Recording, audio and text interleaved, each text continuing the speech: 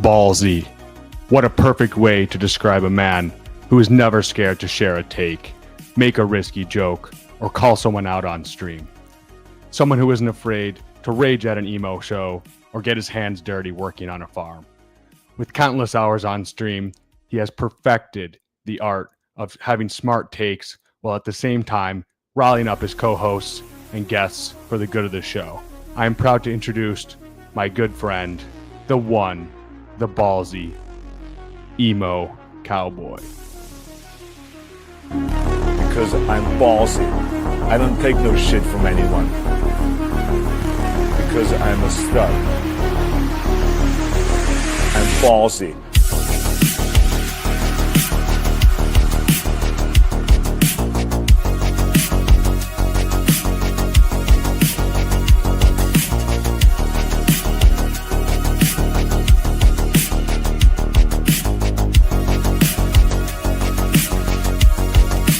Anywhere I want.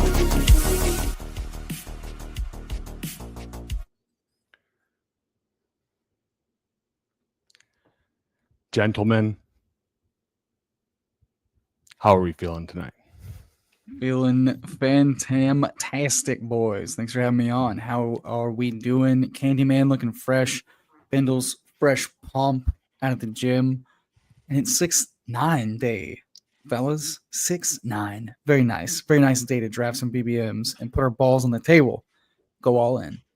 There's no one else we could have on for 6-9 day. It wasn't even planned. It just happened. You know, God wanted us to have Emocowboy on tonight. And Stars you know align, what, baby. And we got two Texans here tonight. So it's gonna get real ballsy. We're gonna have some very strong takes. We're gonna mostly let Emocowboy take the reins for the draft, but you know, we're gonna have some pushback in true Typhal Tower, in true Emocowboy fashion. We're gonna have to push back a little bit. So I love the pushing in the cushion. Come on, bring it, brother. Exactly. I saw you were doing a show earlier today with Neil Orfield. That one was great. Yeah, how's the drafting been going for you? How do you feel? Do you feel like you're in a groove? Anything really kind of standing out in, you know, your recent drafts within the last week or so? Yeah, I feel like I'm in a really good groove, actually. I have finally gotten to the point where almost no click feels like I won't make it, which I think is good. Full flexibility, play the news, play the vibes, understand that variance is going to humble everybody. So go in and, you know, we draft smart, we draft sound, we hope we're right. I mean, I think that's the best way you can be here in, you know, early June. Already getting a little trickle of information. And a lot's going to change, and I'm going to be ready to move off very quickly of priors I've had, you know, even just a month of drafting out of the draft. So I'm feeling really good. Wishing we had a little bit more time on the clock with guests to make picks. Cause I'm very used to laying out what I want to do and just doing it and having 15 seconds for your co-host to, digest the picks is the only snafu that I expect to get ironed out over the next month. But no, we're feeling great in the streets. How many drafts have you done post NFL draft? So do you think?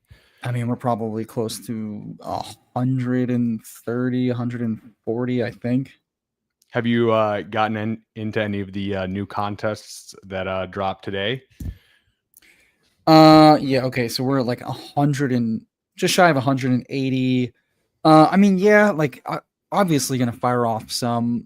Personal favorite, the Golden made the finals 2 years ago. Nice. In that single entry back when it was winner take all. So that sucked. Oh yeah. Because I had no quarterbacks. I had Russ Wilson and Daniel Jones with an ACL attached to his asshole. So no, yeah, I love single entry, and I'll fire off some of these other ones, but I mean, you know, it's the only way to just slow roll the bigger contests that we want to hammer home for the life-changing money, obviously. Candyman, how's it going, brother? how's your Monday been, and any thoughts here for Emocowboy as we get ripping here? I'm feeling ballsy as ever. Happy June 9th to all that celebrate. We're gonna have to make this draft snappy quick. I got a special date with the missus later, if you know what I mean. So Nice. no, these new contests I'm pretty psyched about. They are Underdog's really delivering, giving us different price points, different advance rates, finals sizes, structures, anything you want. You got super flex, marathon sprints, eliminators, single entries, 20 max, whatever max. You got it all. So I think they're very dialed in, and I'm pretty pumped to get into some of these new tournaments and be slow the pace down on the best ball manias.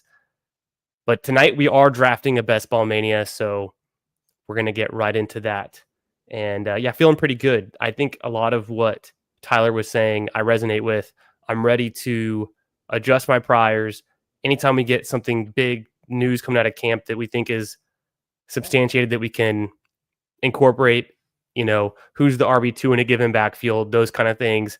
Any of these rookies that are going to emerge on the depth charts with the starting role ready to attack and take advantage of ADPs that are a little bit slower to react sometimes, generally slower to react moving down the board. So when players start to rise, you got to jump on it. When players are falling, you got to avoid those falling knives. And I'm excited. I think in the last week, we've seen a little bit of news with Anthony Richardson and Aaron Rodgers, of course, in the QB realm. And then Nick Chubb signing with the Texans today. Is he draftable now? The debate it's up for debate. I know that Tyler has been defending some of his takes on Twitter, as always. So I'm interested to see his thoughts on the recent, movings of some of those players in the last week. Yeah, how do you feel about the Nick Chubb signing, Tyler? Any not really making a move for you on Mixon? I know you've been a fan of both Nico and Mixon at their cost so far. So what are your thoughts on that, being a Houston native? I mean, I noticed that they nearly signed J.K. Dobbins like a month ago. So obviously they, this has been on their mind for a bit. Caserio and Ryans are very pro, veteran, character, blah, blah, blah. Even, and hanging on to like past talent. We saw that with Robert Woods playing way too much of a role for 3 years, so at the end of the day, it seems like Woody Marks, from what I can gather and interpret, was an exciting guy they liked on the board, and Caserio does not give a fuck about draft capital. It's just like, hey, fuck it. He's on the top of our board. Go get him. We've got two guys nursing injury. We find out now, Pierce and Mixon. I'd be a lot more concerned if it weren't for the fact that this is, mini camp. Veterans are told, and some veterans aren't even, here. And if they are, they're just light work, precautionary stuff, especially the older veterans. This is usually when the young guys are just getting looks, and we haven't even started training camp yet. Mixon's already shed the walking boot. And we overreacted to this with Herbert and Dak the last 2 years, in August. He's in a walking boot, and we find out it's just precautionary. His foot's a little sore, yada, yada. So, in my opinion, market's going to overreact probably too much because of the Chubb plus the injury news on top of each other. Feels a little like double counting. I kind of said on the Fantasy Sanctuary earlier, this feels like a signal that no one running back is going to get all the work if Mixon goes down. Chubb has never really been the pass down guy. He had like no juice last year, so kind of just like the first 2 down grinder, goal line guy. Woody Marks, very different type of guy, very explosive satellite scat back type of guy. Dare Ogunbowale is their late down and distance 2-minute drill guy. We saw Cam Akers kind of fill in and split that role with Dame Pierce last year. So I'm looking at this just like a new set of names to run back the same thing last year if Mixon does miss time, which is kind of like 3 guys involved, depending on the situation and the down. I don't think Chubb showed that he had a lot of juice left in him. So, I mean, he was a fine click in the 18th or the 20th round, depending on your format. Because okay, if he gets 15 touches and a touchdown, that can hit your flex, cool, whatever. It's not the most exciting thing. It's just I don't know how much juice he's got left because he did, fracture his foot or whatever to end the year. And so he's healthy enough to like pass his physical and all that good shit, but how much juice he's going to have, especially late in the season when all the money is. I'm not real stoked on that. And also the other thing, Ryan's pretty straightforward guy with injuries, and he and Mixon both said expect to be ready for training camp. So I'm happy to buy any sort of market scared dip.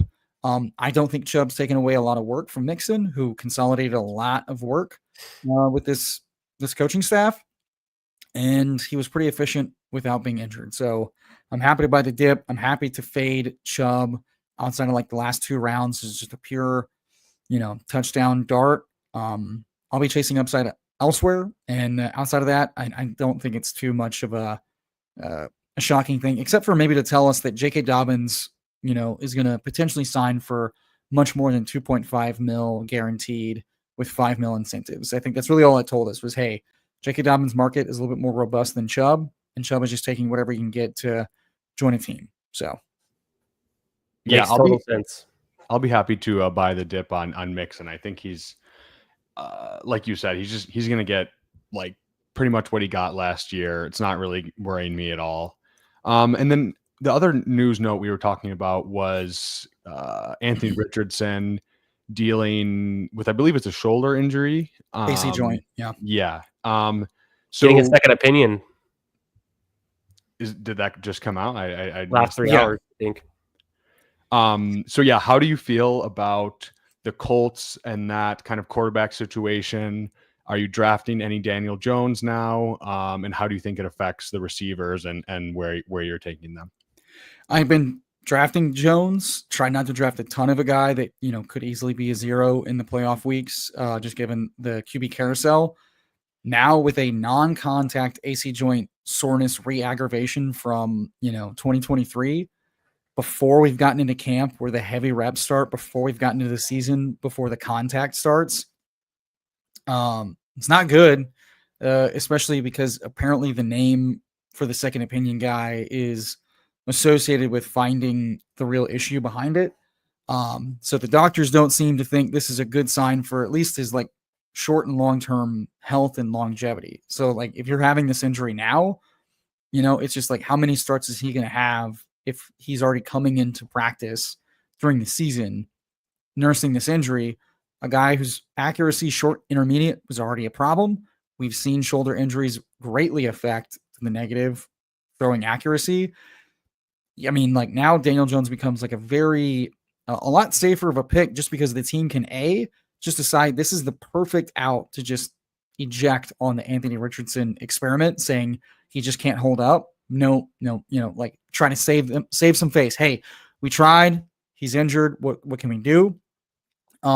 Or simply just like he's not gonna be able to get the reps that he needed to compete, get the reps he needed to sharpen his skills. And may not even be healthy enough to start mini games by the time the season rolls around. So I think it's making Daniel Jones week 1 much more likely, which was already kind of trending that way. If you were paying attention to the signaling about, whoever we bring in is going to get to compete day 1 with our starter. We want consistency. The thing Anthony Richardson did not do well last year, unfortunately, or the year before that. Now there's even better chance that Daniel Jones just starts a lot of the games because I don't think this staff needs to go and try the Riley Leonard thing. We saw Dable take Daniel Jones to the playoffs with some gimmicky bullshit and 9-7. So, the AFC South, it's got, 2 teams in flux yet again. Ryans and the Texans always somehow play down to their opponents and, are in contention more than they should in a division they should have under wraps. So this just makes a lot of sense for Indianapolis just to kind of lean into who's healthy, who's here, and just move it along. And also like just as like a character thing, why risk his injury? And Galbrain, Irsay, rest in peace, Cocaine King, not being there to be the volatile, come off a bender and decide, here's what I want to run things as, is probably good for this coaching staff and general manager staff to just be able to say, hey, figure it out. We understand it's been a shit situation. So yeah, I think Daniel Jones today went in like the 17th round. I won't be surprised if he starts going in the, in the Bryce Young, Sam Darnold range in a couple months, just because, projections will adjust to him being a week 1 starter with some mobility. So I think it's a fine enough click. I think he and Darnold aren't too dissimilar from like potential bench risk, potential, performance impact stuff. Darnold, the better passer, Dimes, the better rusher upside. And I don't want to ignore the fact that Jones is walking into a much better team situation than he was with the Giants as far as O-line and weapons. So I just won't be surprised if he's good enough to not, like, they could just compare straight to last year in Flacco and AR and just be like, look how much better this looks just in comparison. Ignore the rest. Yeah, I'm pretty in on Danny Dimes now. I think that's a perfect range of where you're describing. And I think it also helps the pass catchers just having a guy that, I mean, we've seen Daniel Jones in that playoff game and other, right? Like he's a competent kind of like short to intermediate passer. He's not amazing, but he's a lot better than Anthony Richardson. So I think that's wheels up for both Downs and Pittman, who are just priced so low due to kind of the uncertainty with the quarterback situation, just how that was going to go. So I think they're still going to rise a little bit, and definitely I was taking more Downs than Pittman, but I do think you can continue to take them as they rise up. So, and then let's say hi to the chat. We got BBG, we got Neil, we got our own here getting a membership. Shout out to you, Candyman. We got Steve, we got Nick Bach, WTF, we got Disbanded, Hartman, Dark Side, JT Bestball, Green Bean, Texas Politics. We got all the homies in here. All right, boys, you guys want to hop in a draft? Rip it and stick it, baby. Let's go. Definitely. 2 follow-up thoughts there. First, I saw Mixon go pick 60 last night before the official signing to the Texans today with the what do you call that, physical that was passed. Yeah. And then I noticed on Best Ball breakfast this morning, I think he went pick 62. I've been a buyer of Mixon anywhere around pick 50 to 55 pretty frequently. So I think, as Tyler was saying earlier, buy the dip, take advantage. I think that from a real fantasy, or not a real fantasy, a real football perspective, a lot of the Texans beat have been excited about the Chubb signing as purely a depth play. We saw Mixon miss some games last season, and it's more of just creating more depth for that backfield. I think Mixon, if I remember off the top of my head, he's historically kind of like a 60 to 65 at the most percent snap type of run, like playing. Like he doesn't play an insane amount of snaps like some of the other kind of do-it-all running backs in the league. Just imagine Saquon or Kyron getting all the work, but he always has had a complimentary back with him. I think whether that's Chubb splitting some work with Woody Marks, or if it's Woody Marks in certain packages and Chubb is more of a depth piece, like I was kind of alluding to, all of that makes sense. Daria Agumbawale is still there, of course, who is playing in that kind of 2-minute offense and on a lot of passing downs last year. They re-signed him. And then another thought about Daniel Jones was, I was drafting Daniel Jones last season. There was the bench risk. That was a little bit probably too optimistic for me, but where he's going in drafts right now, his price is it's very easy to tack him on to the end of a team. There's a million ways to stack him with all of those skill position players that are getting drafted for the Colts. And so I feel like this is probably a better outcome all around for those Colts players that we're drafting, that it's looking like it's going to be Daniel Jones. Yeah, Daniel Jones kind of becomes like arbitrage Sam Howell, who was a pretty solid 13th, 14th round pick by the end of draft summer. He ends up not really playing the full final game, but was such a powerful advance piece because despite being a dog shit, sack eater and efficient passer, extremely inefficient. He just spammed a lot of rushes and scrambles, rushing touchdowns, and got enough passing garbage time to make it work. The Indianapolis defense is not exactly their strength. And as Steve's alluded to in the chat, succinctly put, a more competent passer. And we have no reservations about how good of a passer Jones is. It's that the bar is so low to surpass. We're talking about, AR was all bombs, and outside of that, 50% completion. The pass volume was low because of how inaccurate the short intermediate stuff was and how often drives died because of that. So like the AR rushes, it's, do they rush Jones as much as AR? Maybe not as much, but like the way the offense can operate with that rushing element that it desperately needed is retained, but now more often passes are being completed to guys that are good receivers. Pittman's a good receiver, great price this year. Downs is a very good receiver, still like his price, and Warren is a yak monster. So like they can easily get more out of this passing offense just because they can have more competent short area that turns into yak and keep the ball moving. And what a treat for us to have the 12 spot that I've been enjoying lately, but also Soccer Dave around fresh off his vacation and ready to jump in these ballsy streets. Well, it's 6-9 day. He just was enjoying some big island women, probably. So it's a perfect match made in heaven there. I've been enjoying the 12 spot. Like I think it's one of my preferred, like probably top 3 spots. I just really like the 1-2 turn. Obviously, you can play around and move some guys up or down, but you're pretty much always getting 2 guys that I consider pretty much to be pretty good values and first round picks, and then having that turn just allows you to kind of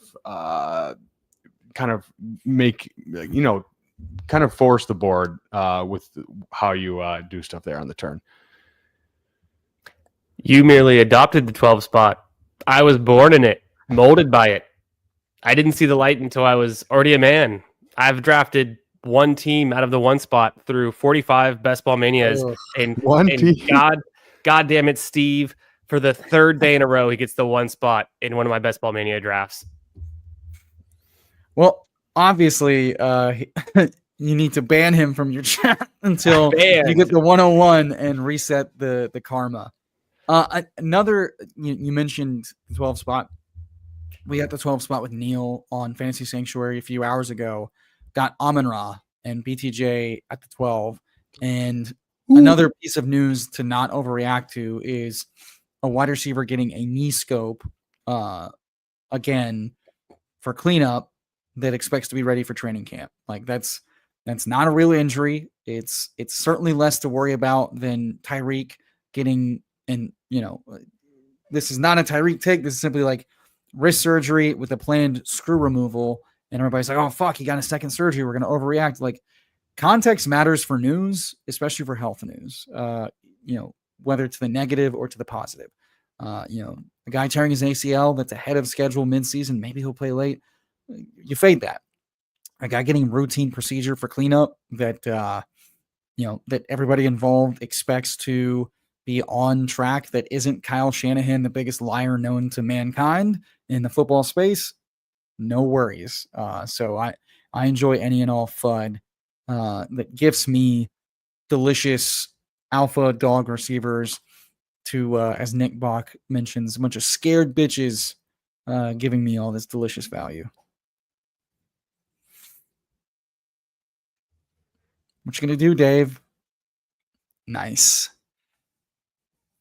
Was it meant to Nico be? BTJ here, two AFC South dogs. Easy click. Yeah, Nico. this is great. Bitch, I'm from Texas, where we still riding swangers and put diamonds in our niggas. Her drink inside my lemonade till it look like a Pepsi. See, I come from the D where we got checks and we be flexing. If you ain't from my state, then you should know don't fuck with Texas.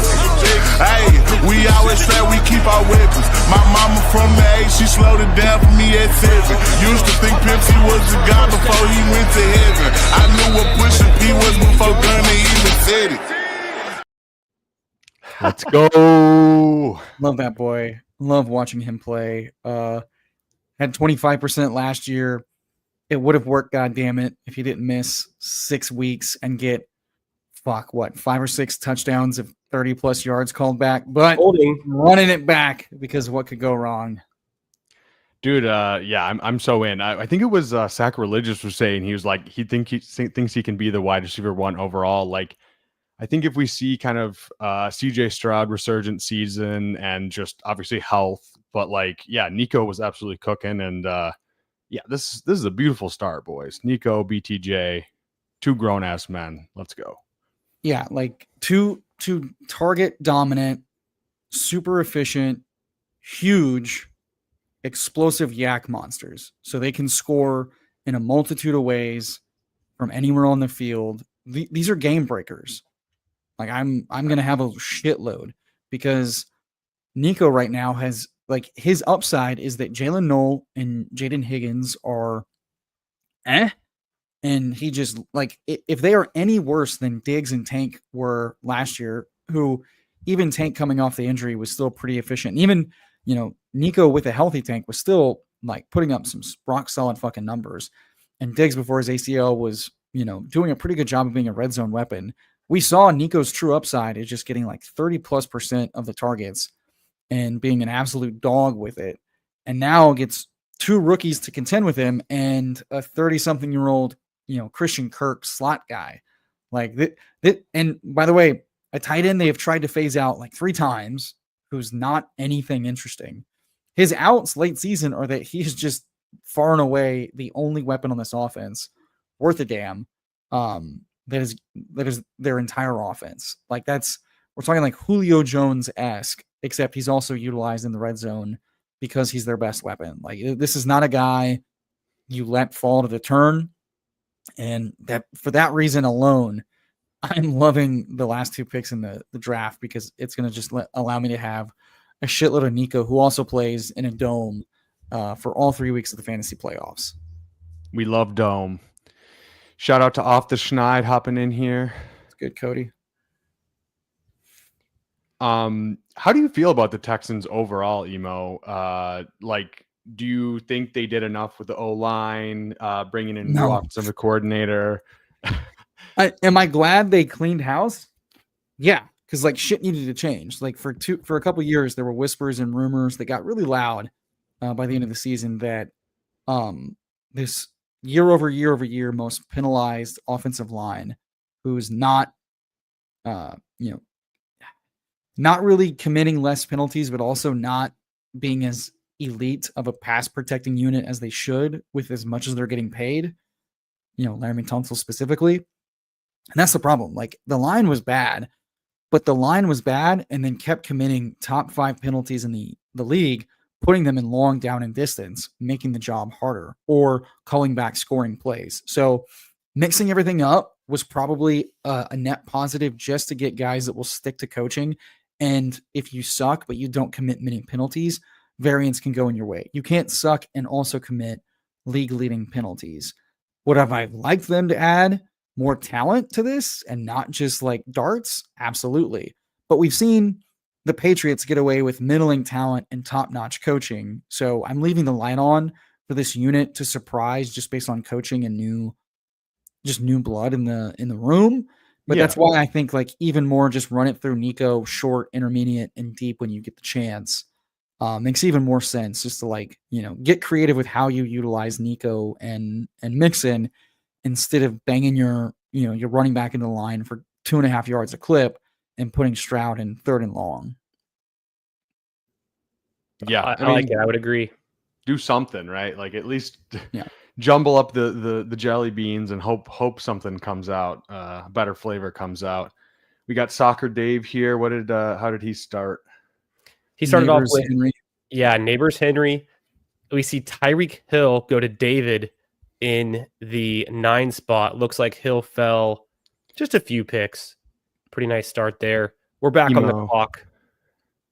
How we feeling, boys?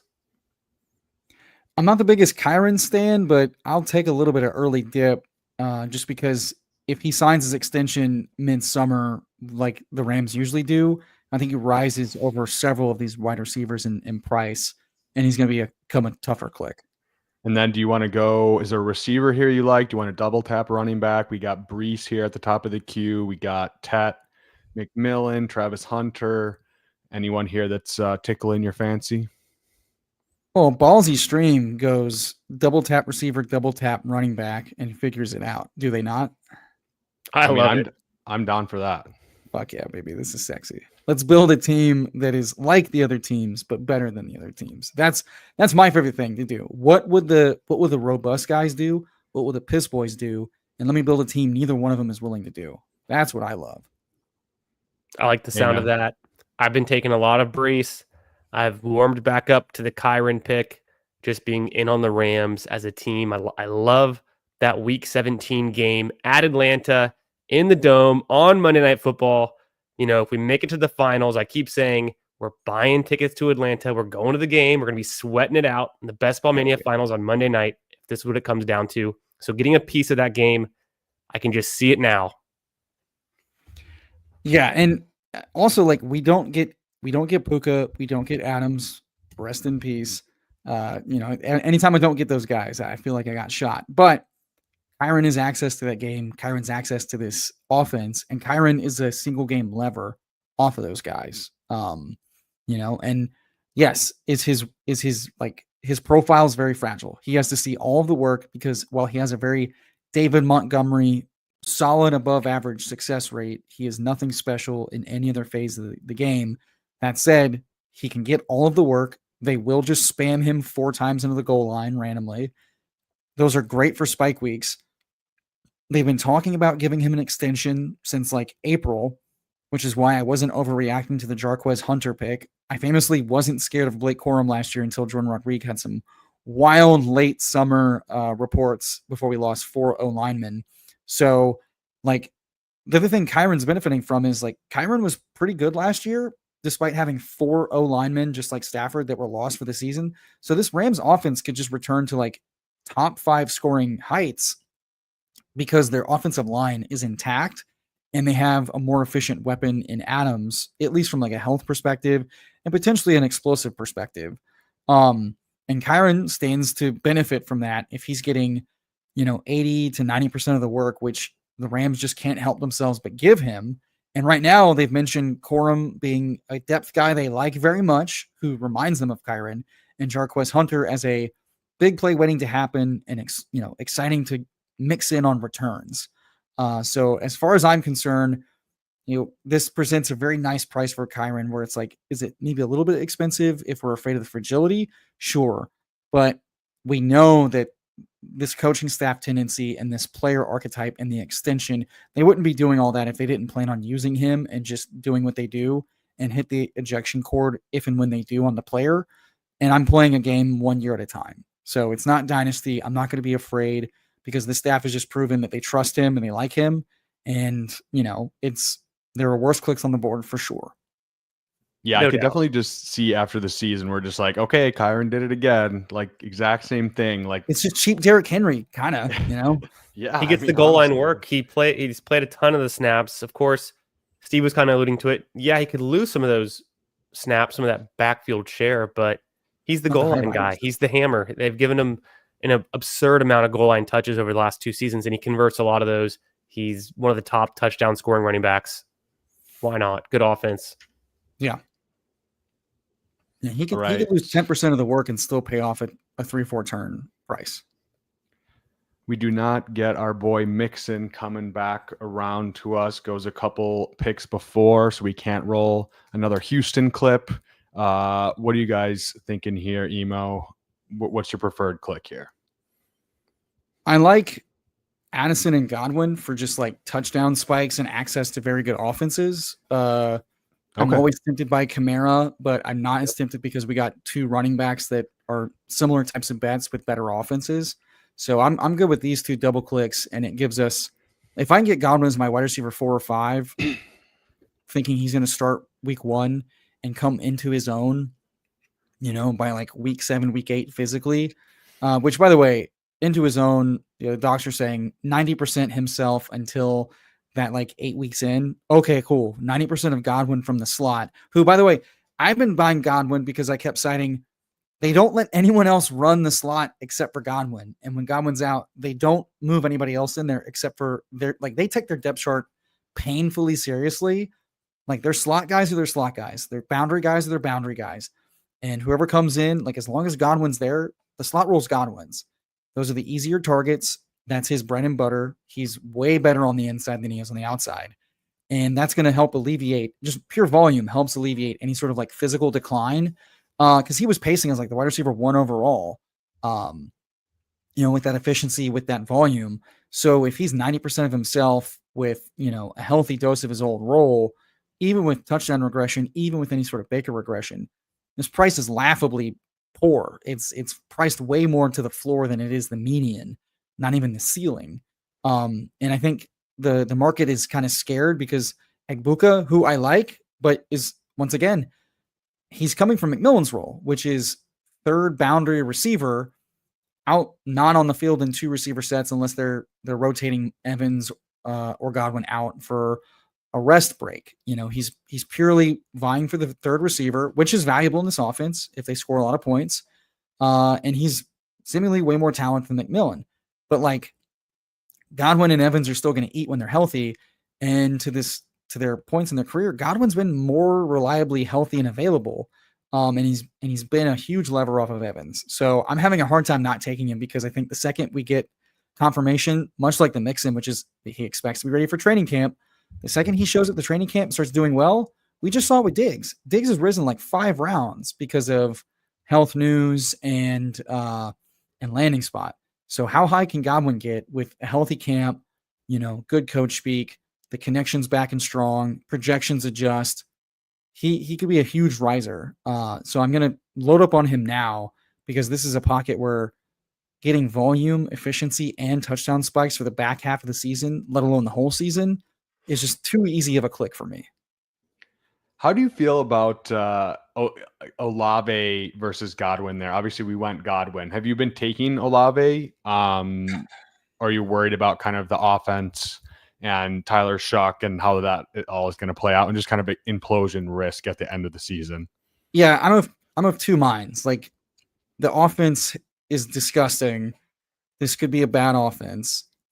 That said, I've been coming around to like he is talented. When he's healthy, he's been a target vacuum. And at that point, it's up to the gods of variance. His ADOT had been trending to a way where it's less deep 50-50 shit that is so hard to capitalize on. So with Kellen Moore coming in, we've seen him make offenses more efficient with motions, with shifts, and really just hyper-focusing the wide receiver 1. So, he's talented. Make a bet on talented players. Is it my favorite click in the world? No, because I still have an issue with just how he's been utilized to this date as like a red zone guy, which is almost not at all. Yeah. That said, it is a new staff. They do things a little bit differently. That's been good for the talented guys. And if the quarterbacks are bad, but hyper-focused volume to the wide receiver 1, it could still pay off. So I'm trying to make myself take him more often.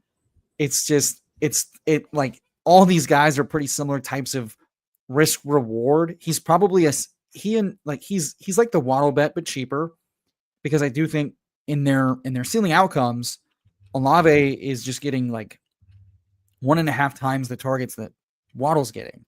And you take those to the bank. So I'm trying to make myself take more Olave. It's just he falls so often that I just tell myself I'll take him when it's an easy click over Debo, Jacoby, because the upside case for Olave is so much clearer. Sure. But seemingly he always goes before that. So it's like I just haven't ended up with a lot of him. But at this price, I should probably be taking more of him.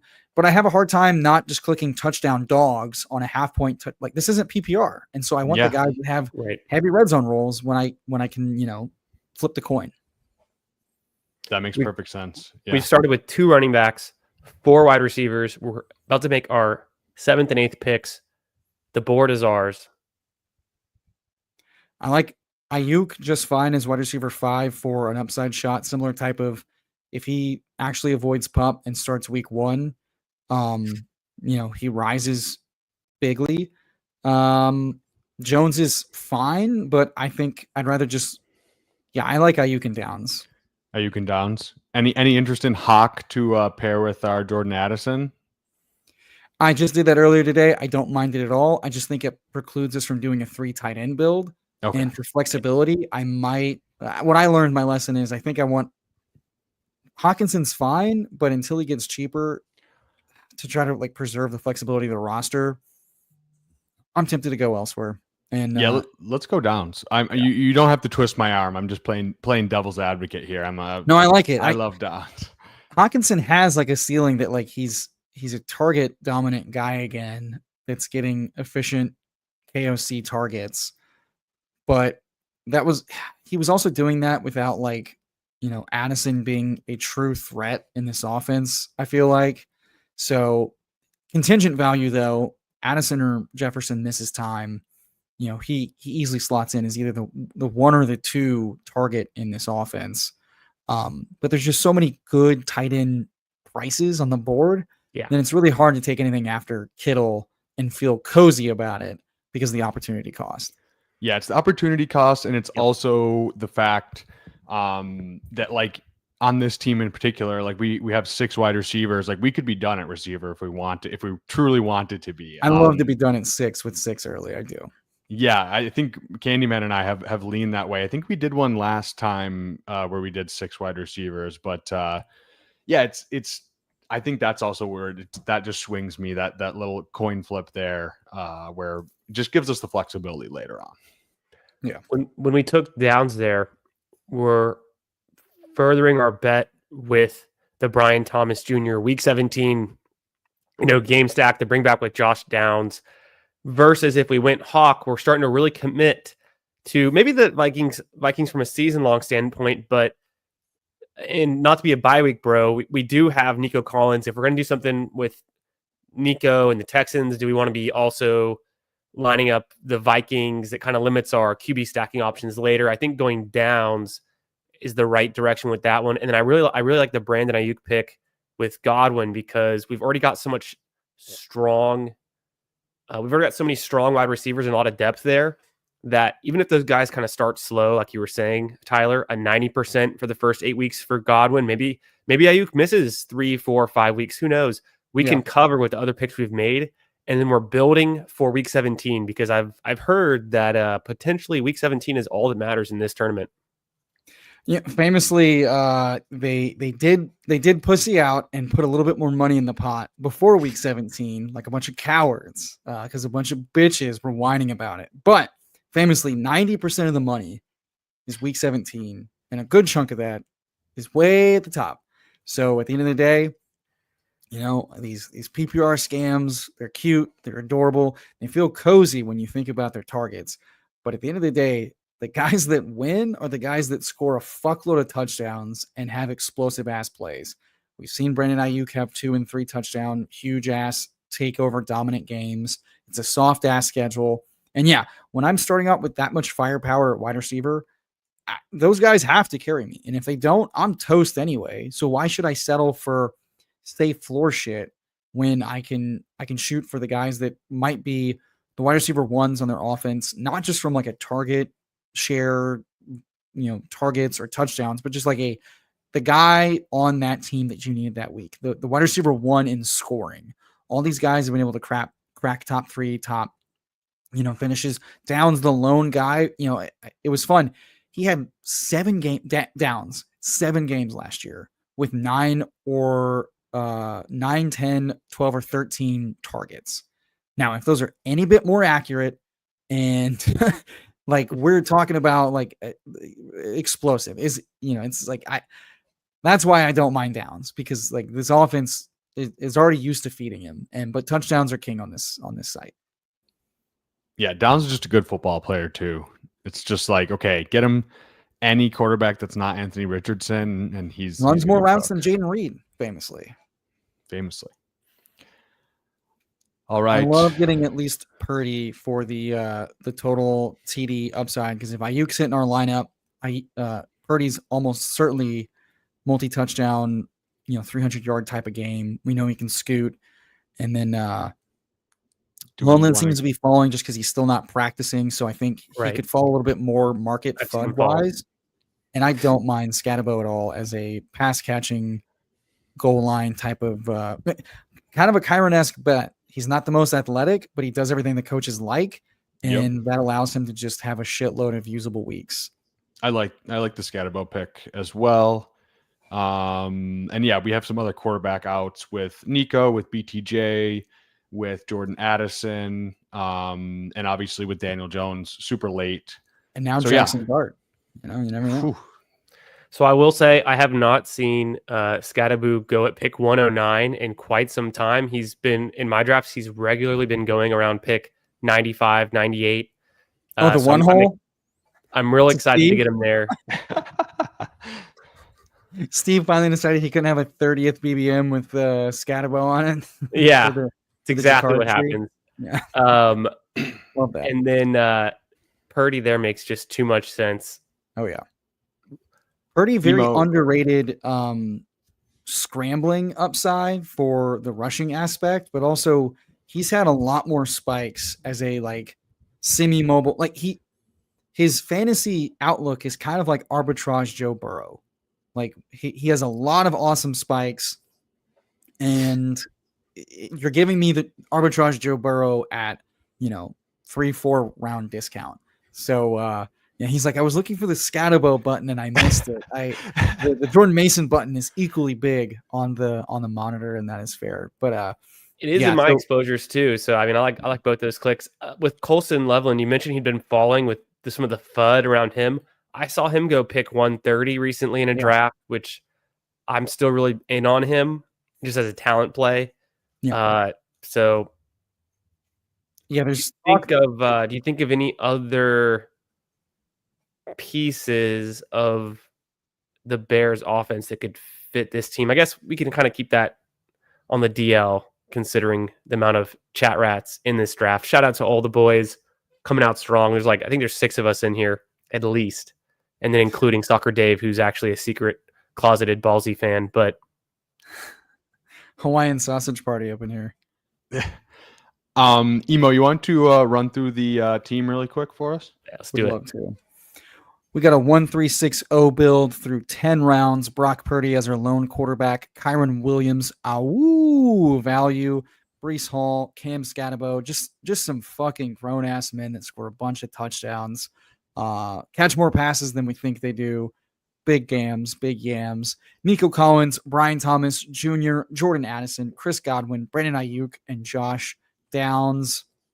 I mean, this is... I got the internet going nuts, but T-Ferris got my back, so now I'm holding my nuts. It's wow, baby. It's the type of team BBG gonna roster bait over for CLV in a couple months. Hey, we love to roster bait over here, so no shame. Not at all. That was incredible, Bindles. I really like this team. I think the 12 spot might be my favorite. I don't know. I love the pockets. I love the way it plays out.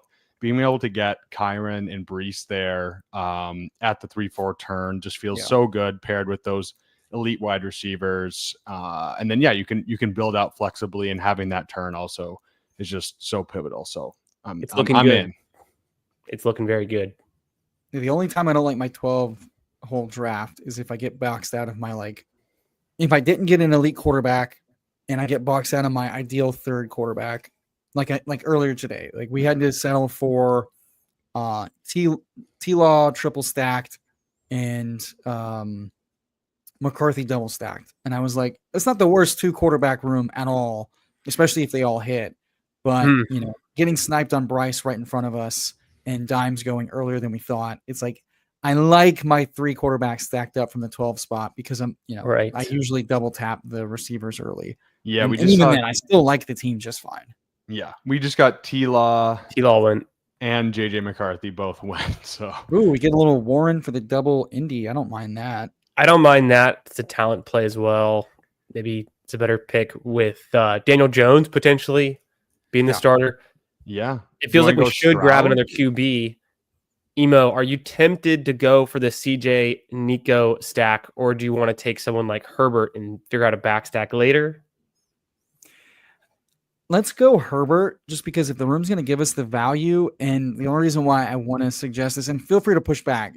Stroud is obviously more like, I don't like his ceiling as much. Herbert had a ceiling unlocked to the rushing, and Greg Roman came out to yesterday unsolicited to say we want to keep using Herbert's legs. We want to build on what we did last year, and that made Herbert like a top 8, quarterback on the season. My only pushback is I don't know if we want to take any more wide receivers. So that's fair. So that's fine. I don't know. Do we want to go Stroud? We'll take Herbert here. I'm open to it. I know Emo's not the biggest Stroud fan, and I do like to get stacks of Nico and Stroud, but it's a pretty good value on Herbert. It's decent enough. He had the ankle injury early last season that kind of limited some of his early season output. I think if some of the research we were doing last night on the stream, we were looking at Justin Herbert year 1, year 2 compared to his most recent seasons.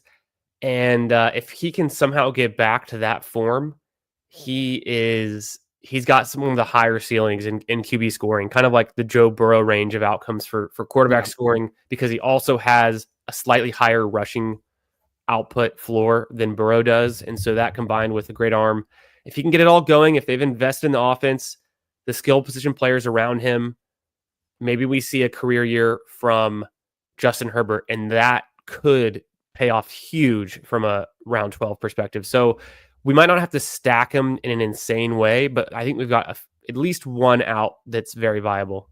Well, taking him there, we're buying into the rushing narrative, and so we then don't have to stack him heavily because of that. And this is an offense that we just saw it with the Baltimore Ravens. Like, Greg Roman is a part of organizations that like to be very versatile and do weird shit. So I love Ladd. Ladd continues to get talked about as like a dual inside-outside versatile weapon, which is great for him. But we also know there's they spread the ball around. Herbert plays smart. And yeah, we've seen his single game ceiling be much higher, much more often, and quarterbacks matter on this site. And, also thinking through some unique factors of, if we're going to get a little bit of quarterback sniping, the best way to do that is just to take who's falling. And if you're also gifting the guy who's falling that has a better floor ceiling unstacked, then I'm okay doing that, because at the end of the day, it's easier to see how this makes it through, because, we don't need to stack the Russian guy. And if the Russian guy spikes, it comes down to just thinking through pod luck and just points on any given week. And the weird shit is too, they rotate tight ends. And so it's we don't necessarily have to try to chase all that. And I think there are guys that are available that won't take us out of construction. I know we talked about 6 receivers.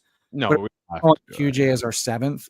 I think it's viable because I don't know that there's 6 running backs with Brees, Kyron, and Scatterbo, 3 running backs in the top 9 rounds.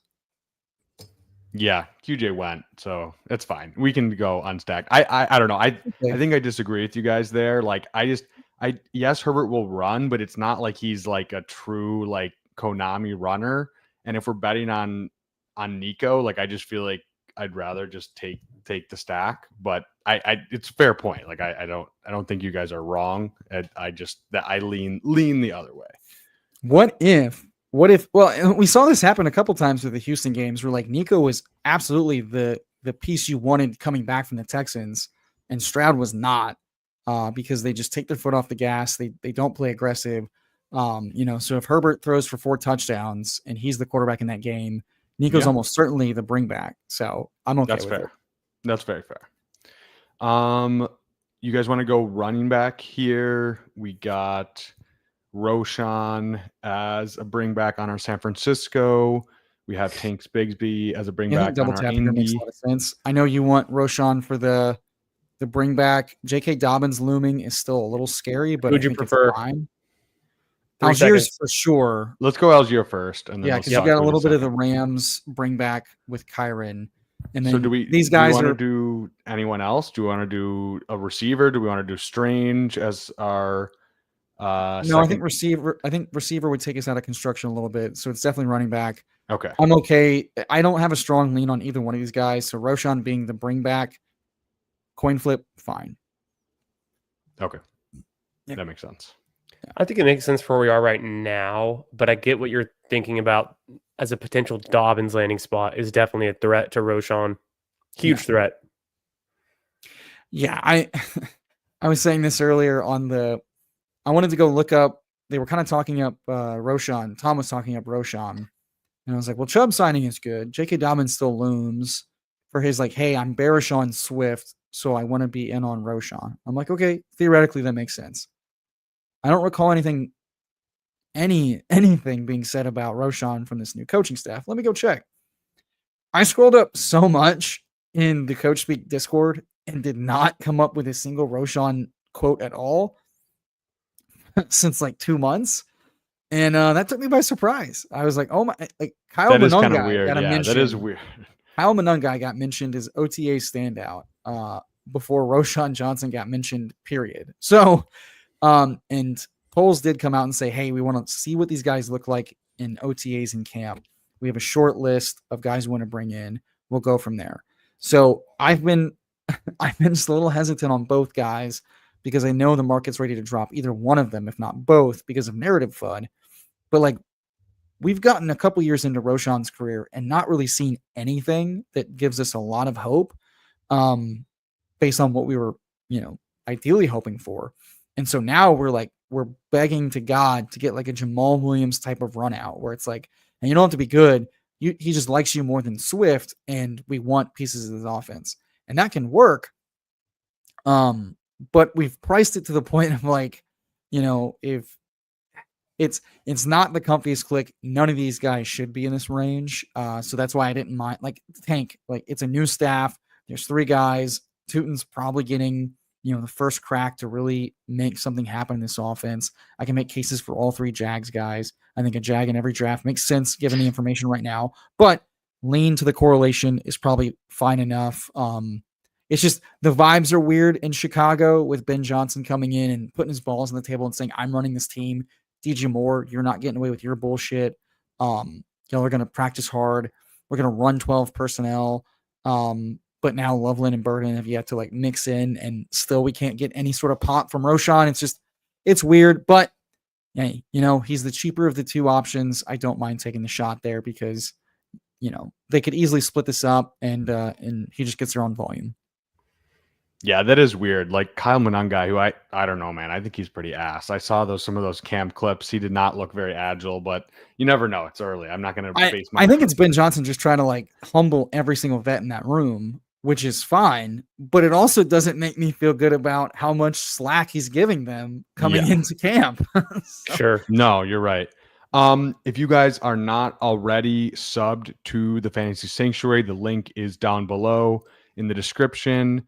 Typhel Tower, which is always an absolute riot.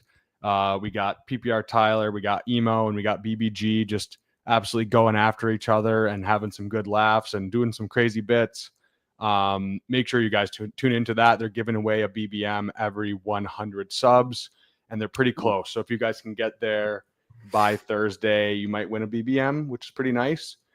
And then if you guys aren't already subbed to Candyman, he's been flying up the sub ladder, streaming almost every night, putting out great content, great guests. And we are at 699 subs here. Nice. Goal of 1,000 by the end of the summer. So yeah, if you guys want to be number 700, it's ripe for the taking right here on stream. So I heard that once you get to 1K subs, you're going to have a dudes only oiled up shirtless stream for 5 hours. Hot tubs may or may not be involved. That's word on the street. So get this man to 1,000 subs. That's what I heard. Well, I don't have a goal for that, but I mean that could be negotiated. That could be negotiated. Do we want a 6th running back in this build because of the fall? I think Wright's kind of interesting, and then we've already established we're going to probably go 7 wide receivers. So it looks like 2, 6, 7, 3 could be very viable, possible. Like the tight ends have kind of dried up. I like that.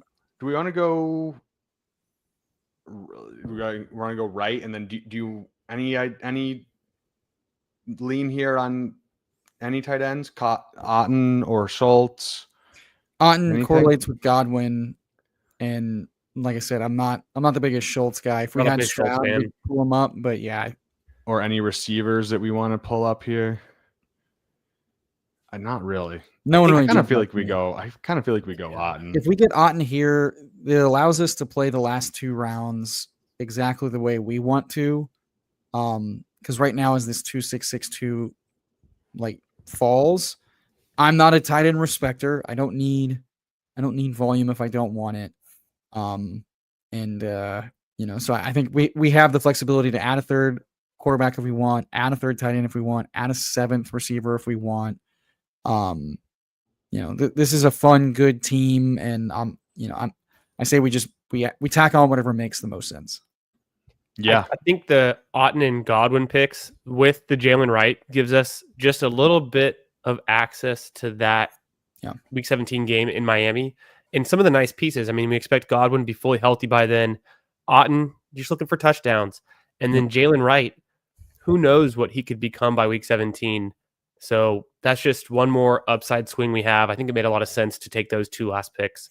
And then, like you said, Tyler, now we have essentially 2 luxury picks.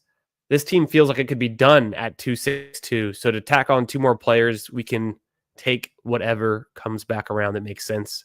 Finish this one off with a nice little bow on top. As we watch Soccer Dave take Tyler Lockett to stack with Cam Ward in the 16th round. God, you love this. And Okonkwo. Yeah. So we know he's just tacking on Tennessee guys. So he'll be looking for his precious bring back. What? Yeah, let's go through Soccer Dave's team. God, really this team quick. is dusty as fuck. We got Malik Neighbors, Big Dog, DJ Moore, Dustball, Josh Allen, RJ Harvey. So he's balancing it out with some youth there. Late round Slappy. Of course, he has to get Jerry Jeudy on every team. DeAndre Swift, Of course. Cooper Kupp. Just What if he's not washed? we got Jonnu Smith, probably the worst tight end pick on the board. We got Rashad. No, that's Bateman. Evan. No, I will say that's Evan Ingram, brother. You know who was like dog shit, but hey, he's gonna be the Joker, baby. It's Evan Ingram. I am so not into that. I don't know, man. I'm taking Evan Ingram over Jonnu. I don't know. That's just me personally. But we got Enjoy those 80 PPR points. We got former first-round pick Dalton Kincaid, which they're turbo ass whenever you say that. We got Christian Kirk, who's going to be benched for Jalen Noel by the end of the season. We got Xavier Leggett, who's in a Glorilla video. So I don't know if that's bullish or bearish. I'm honestly not sure. But and then we got, anytime you can get the Cam Ward, Chig Okonkwo, and Tyler Lockett stack, you just have to do it. So. Oh man, this is soft. You're gonna get David Kitchen to pop into the chat just to say unsubbed.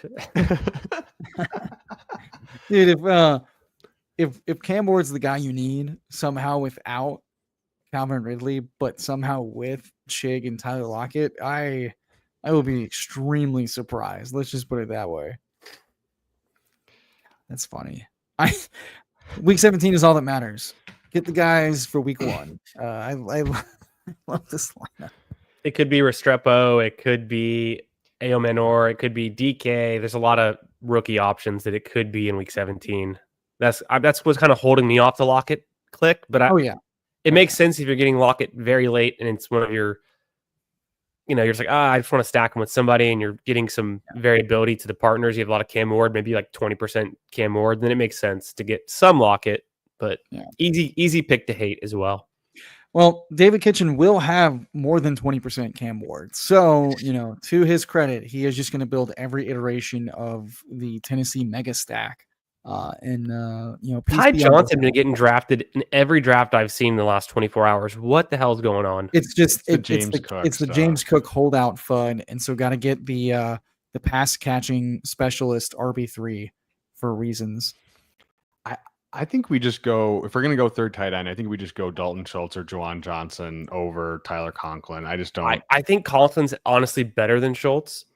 And then Juwan Johnson, if you look at just recent history, he's got the 7 touchdown spike a couple years ago, but about 40 to 50 receptions, about 500 or so yards. That's exactly what Conklin does, except I like the Conklin pick with Herbert just for a touchdown spike. Yeah. Okay. That's fine. Go ahead. And then It's all ambiguous. Did Dimes Is Keenan go? Allen worth it because we can kind of risk it, or is he just dust? I like Keenan Allen plenty. I'm just curious before we make the click. If Danny Dimes is there, Is a third quarterback stacked on the table? It's not. It's I not. don't want naked Rodgers, and Yeah. Dart with Scatterbo is fine. It doesn't get my dick rock hard. So I think a 2-6-7-3 and saying that Purdy and Herbert are the quarterbacks we need. I'm pretty good with that. Do we Mike wanna go Williams Keenan? dust, or we give him a shot to come back from injury? No, he looked pretty ass, and I wouldn't be surprised if he's Keenan just Allen? phased out. Yeah, Keenan seems great. I think he's a good pick, 18th round. Like 18th round makes sense, and we don't at need him. all. And with this build, like we didn't need him, so it's a good upside swing for a guy that did have some spike weeks last year. If we're selling for two quarterbacks, I think it makes sense to say, let's add a guy who could be a 10th, 11th round pick if signed by September. Hell yeah. Where this is a super team, right? Like, at the end of the day, we're trying to just outscore everybody on the field, and if we're gonna have two quarterbacks, we want to outpace everybody everywhere else. And when you punt receiver that long with a couple injury question marks, I think quarterback is the pick. There's not a clear pick there, so we go Keenan, easy peasy. Don't overthink it. Best case scenario, I was kind of doing this thought experiment a couple nights ago with JT Bestball, and we were talking about Keenan Allen. He's pretty high on him, and he kind of got me thinking from a different perspective. So we entered this thought experiment.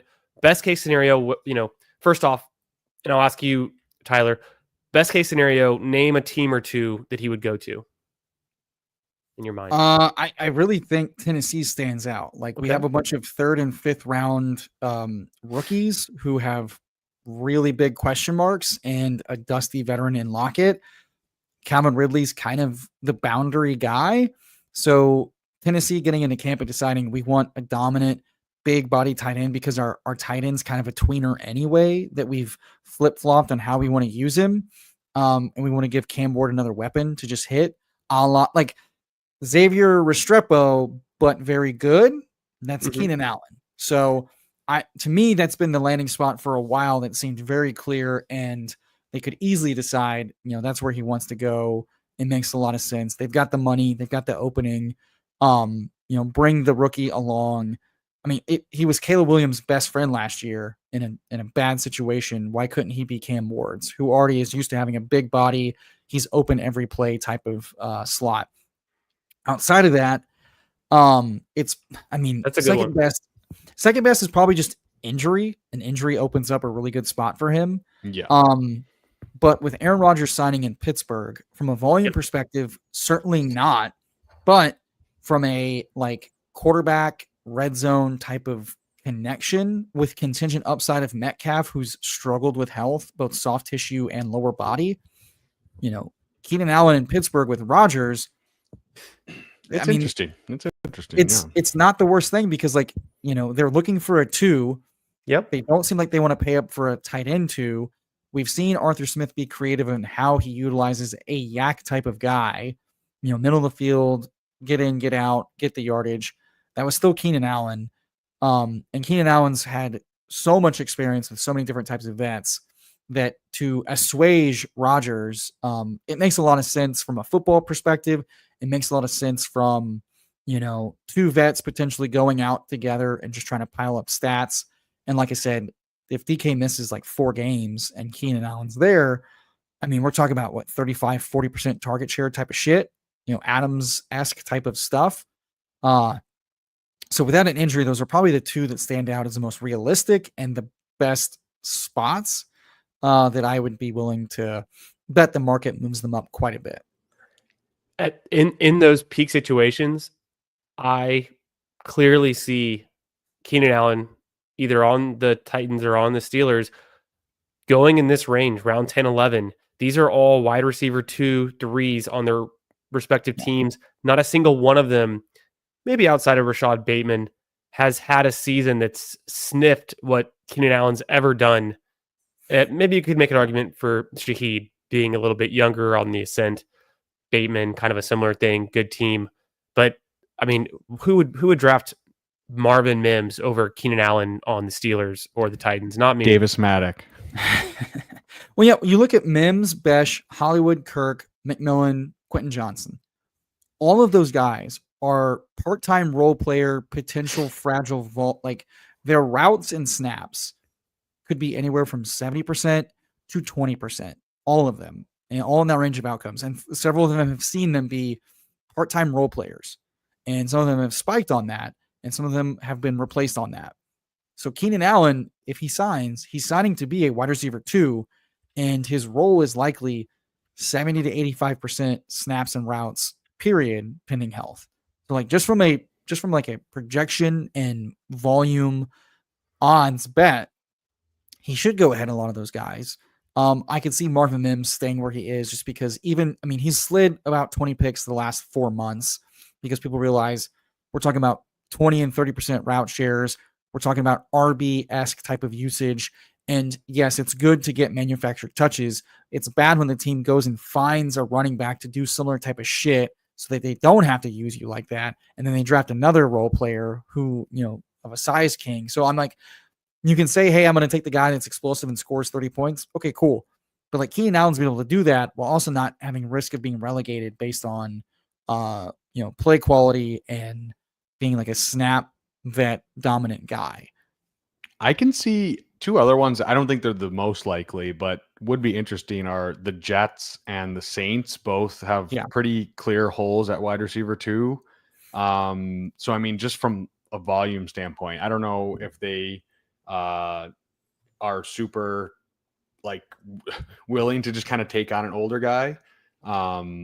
But I think that would be interesting as well. Kind of similar case to what you're saying.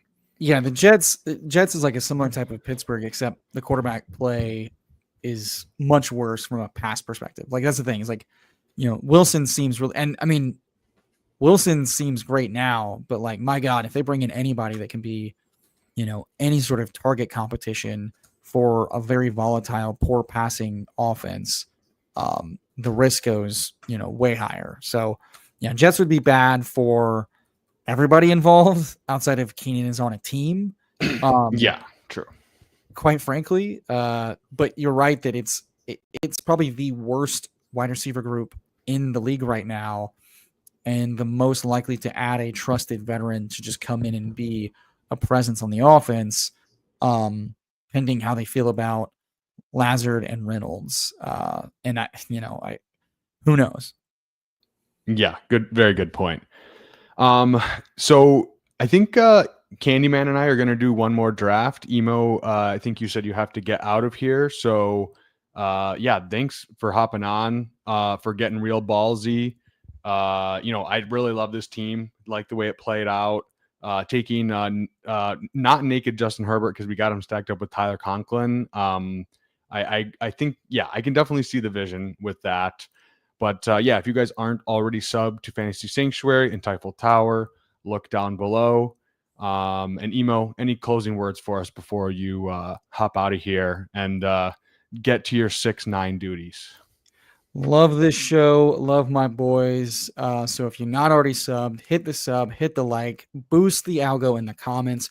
Go sub to Candyman's channel. Support the boys. Love the Ballsy channel. And folks, don't draft scared. Put your nuts on the table. Draft like you're right. If you play your cards smart, and you play your cards right, and the fantasy gods shine upon you with variance, you cash. But you don't. Scared money don't make money. So quit drafting scared. Fellas, thanks for having me on. Check them out everywhere. Folks, be ballsy. Adios. I got the internet going nuts, but T-Ferris got my back, so now I'm holding my nuts. It's Bow Wow, baby. Make sure you're holding your nuts, everyone. All right, Candyman, what do you want to get into? I was looking at the new tournaments. I want to throw it out to the chat. We do the Schnauzer, we get access to the 20-second clock. If we do the whatever the other one, the new $5 one, I think it's let me pull it up. It's called what is it again? Not a Greyhound, a German Shepherd. It's only a 30-second clock, not the end of the world, but we might want to just rip one.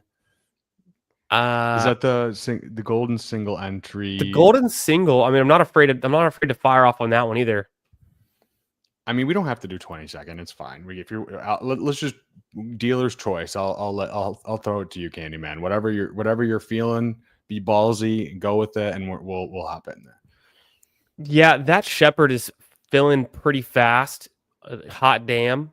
It's already 35% filled, so that's gonna look like it's gonna fill maybe tomorrow night, the next night. I'm gonna throw it to the chat. We get 3 suggestions of the same tournament, whether it's a Schnau 2, 20-second, a German Shepherd 30-second, or a golden 20-second. If you want to rip the golden, I'm open to all of those. If you're looking for Superflex, you missed it. That was PPR Tyler about 5 hours ago. Yeah, no, we're not drafting any Superflex on. We're ripping the normie standard single QB tournaments. We got the $3 Schnauzer. We got the Shep.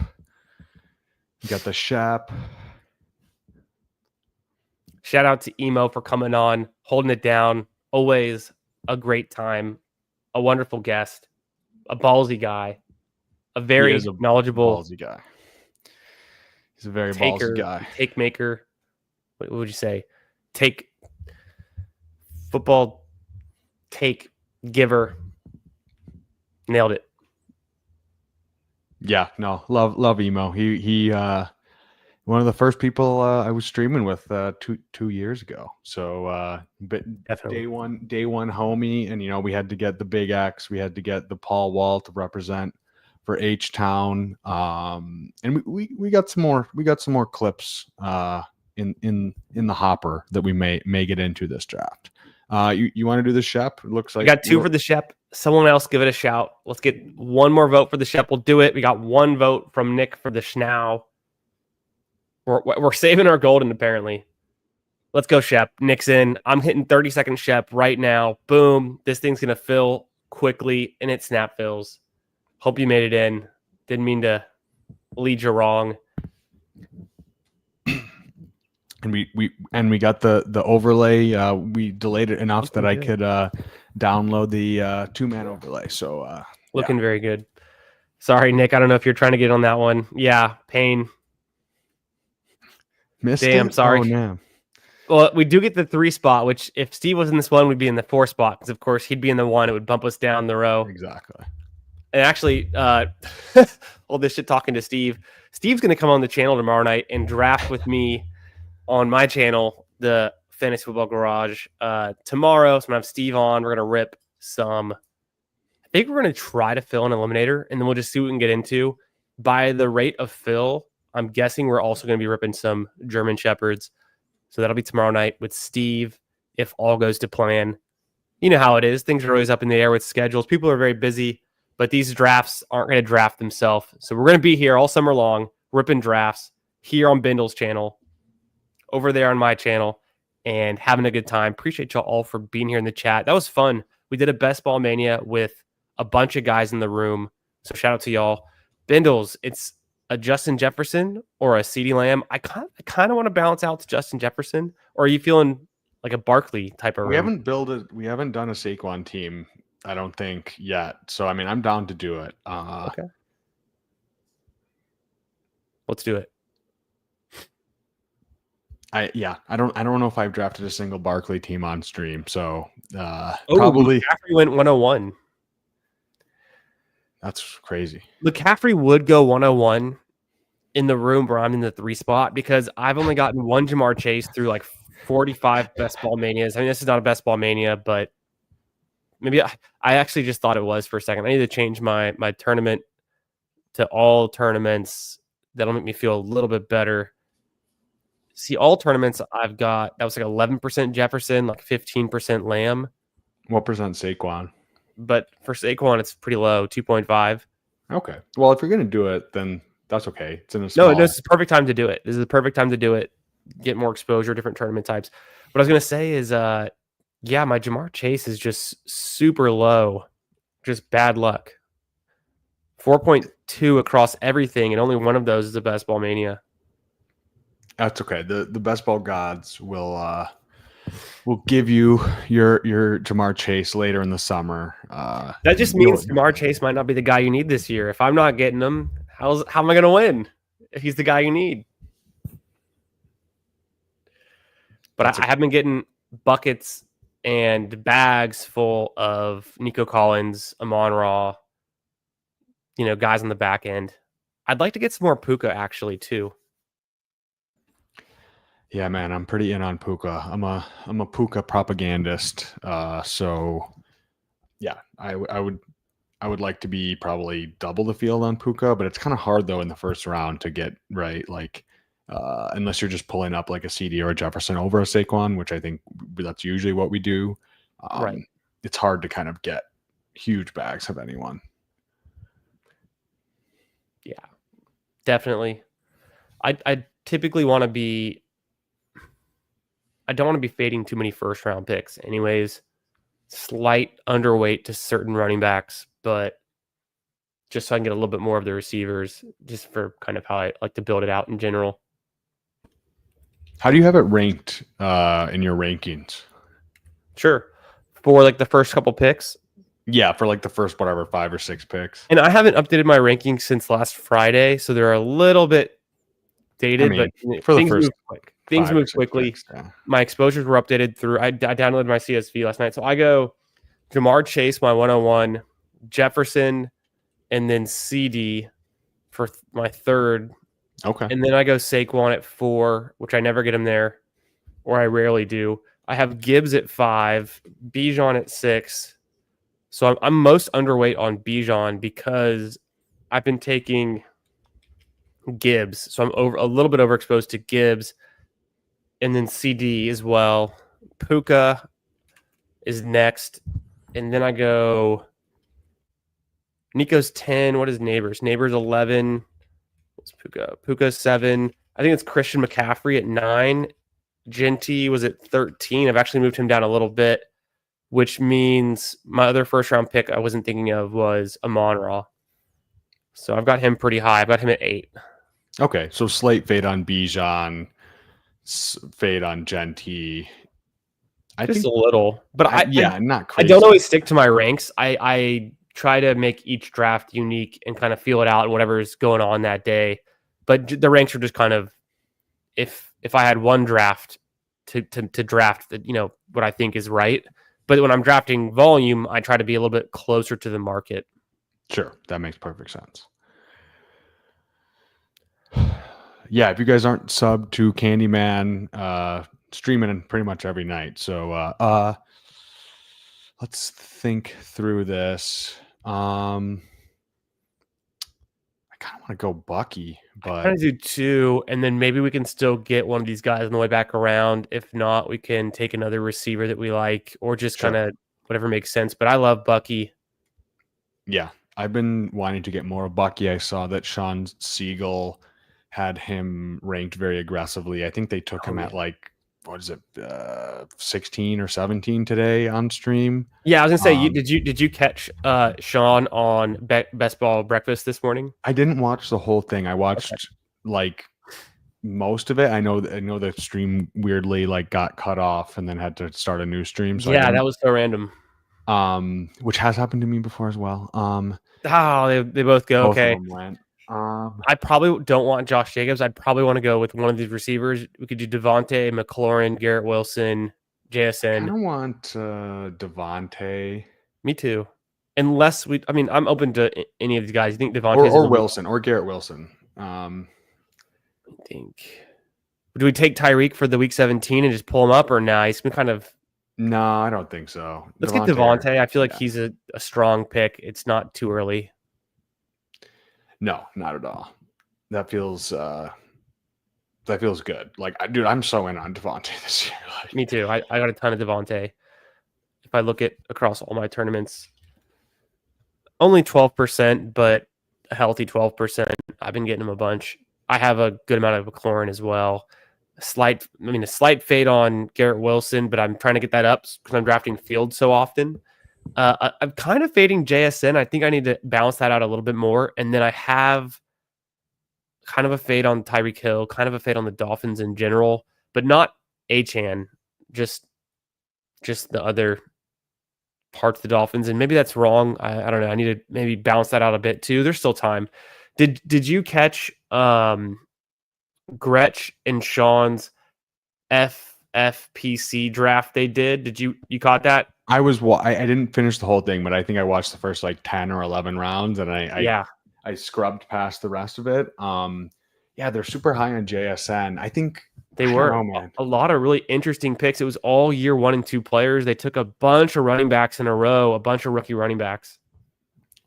Yeah, I do. I love those two guys and the way they draft. And yeah, they definitely don't care about the market. They definitely are just going to get their guys. And I don't know. I'm a little bit more bearish on JSN. I just think the offense. I'm worried about the offense, and he's going to be target dominant. Like, he's going to get a huge target share. But I'm just not sure how valuable that is in half PPR, because he could get 100. He had last year 100 catches, 1,000 yards. I think he only had like 4 or 5 touchdowns. Like, realistically, how many touchdowns is he going to score?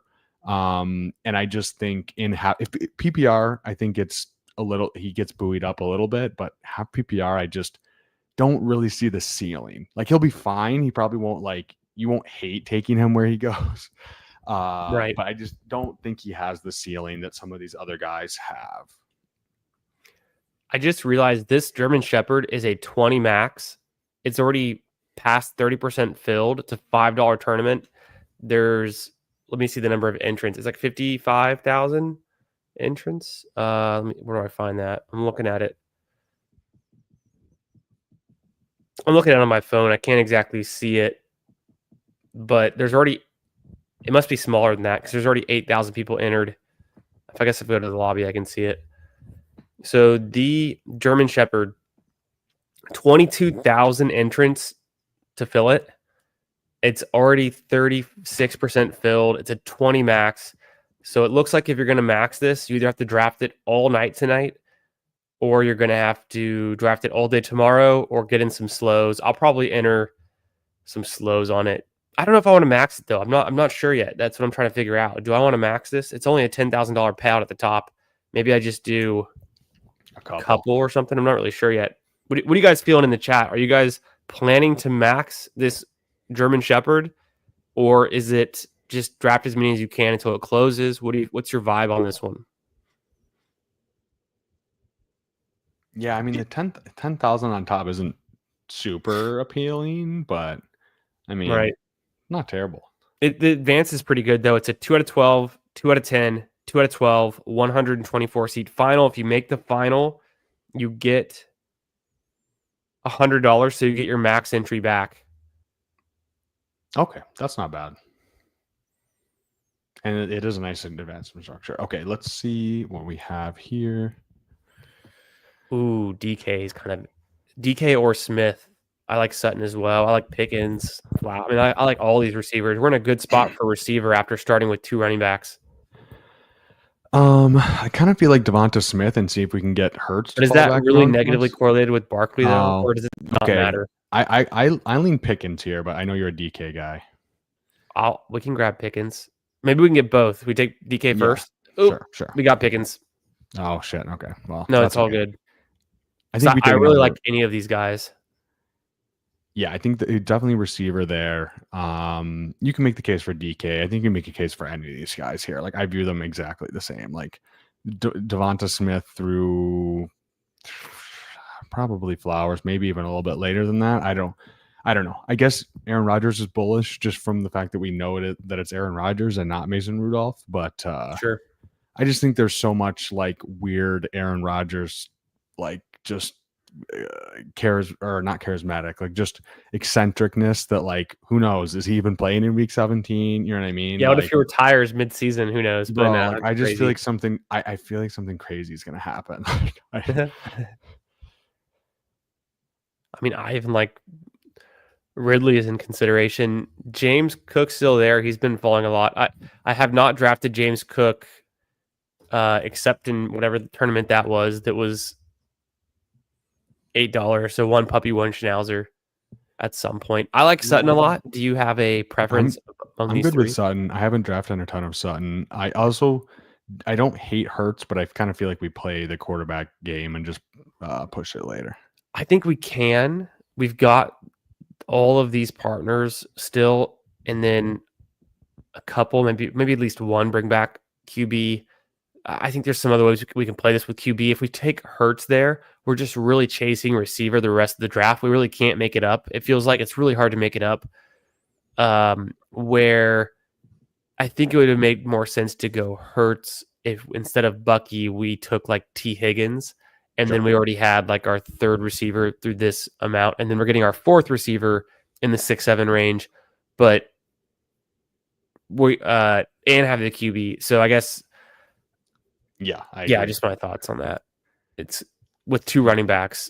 If we only had two receivers and we're getting our third and our fourth at 6-7, it's possible. There's actually some decent receivers in that range. You just don't get like your pick of the litter, I guess is what I'm thinking. You have to hope someone would fall in round 6 to you that you really like. It's kind of strongly, yeah. It's kind of a better spot in the front end of round 6. I think sometimes like where you were saying Olave was there. I know Emo liked Godwin. Addison kind of goes in that front half of the 6th round. The back half, you're kind of getting the scraps, the guys who have maybe not produced as much, but are maybe still upside picks. Yeah, they're more upside plays than like steady guys where you feel super, super good about them.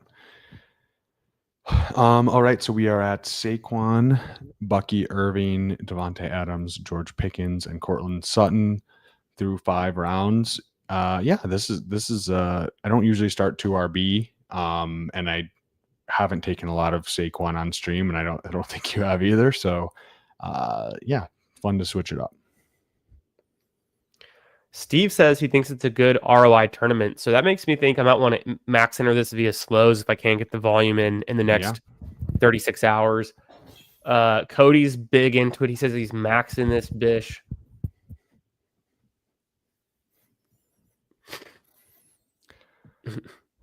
Shout out to all my Canadians out there.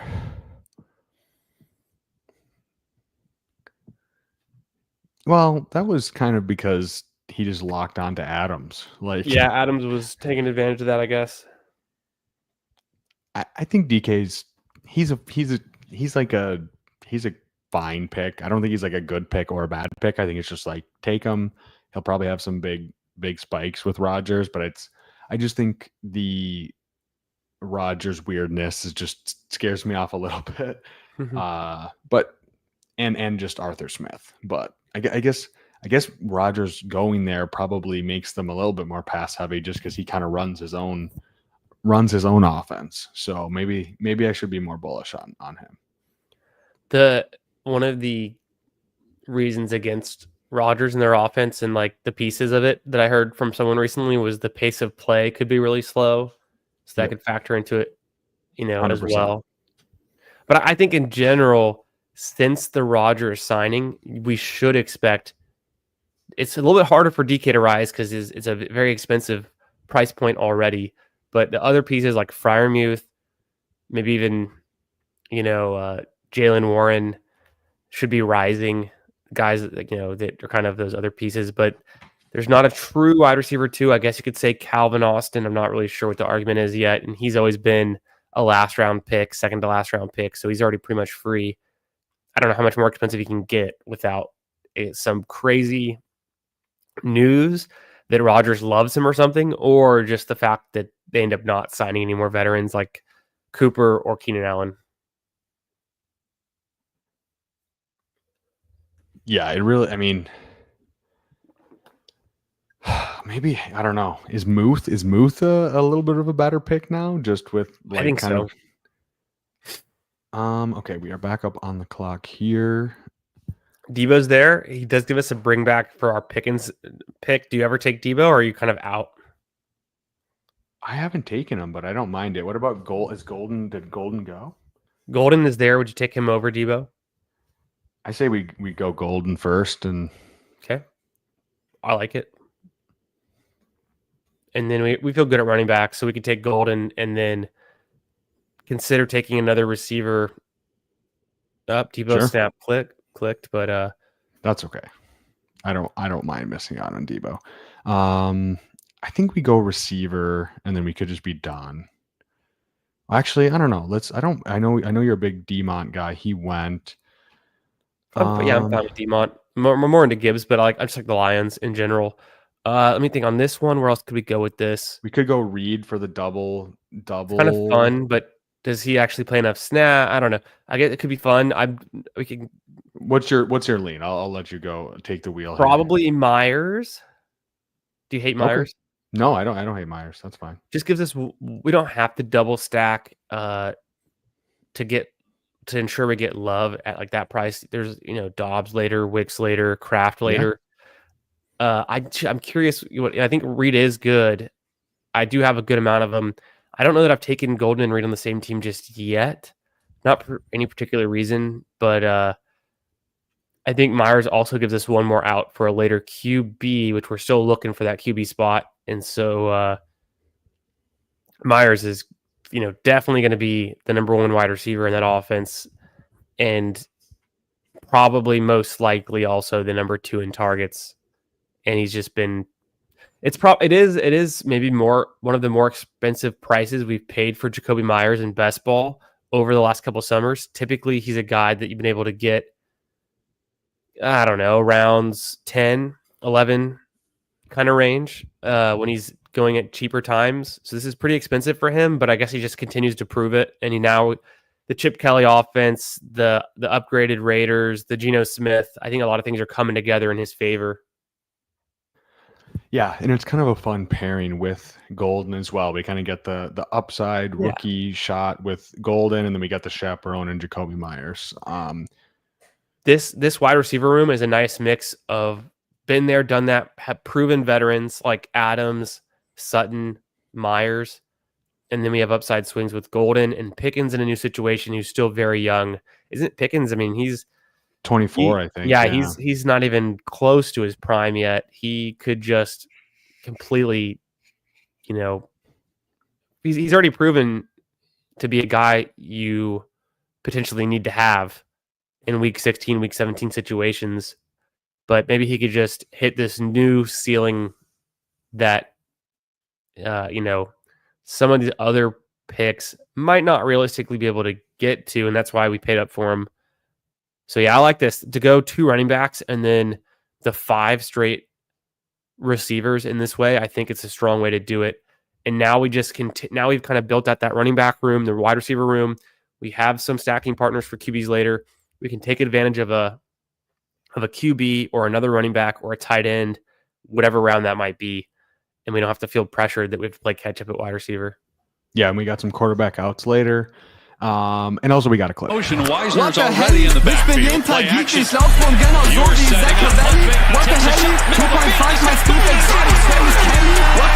Golden makes the catch despite getting hit as the ball line by Terrell. Kann Zaubertricks wie Harry. Was zum Fick? Sie sagen Männer ohne Geld sind wie ein I. Was zum Fick? Bitch, ich weiß überhaupt nicht mal, wer du bist. Was zum Fick? Ich hab Koks dabei, mein Rucksack viel Gewicht. Was zum Fick? Ey! We're going for one. Coach Sark. Man, near and dear to my own heart. Hook 'em horns, baby. Love that clip. Love those clips.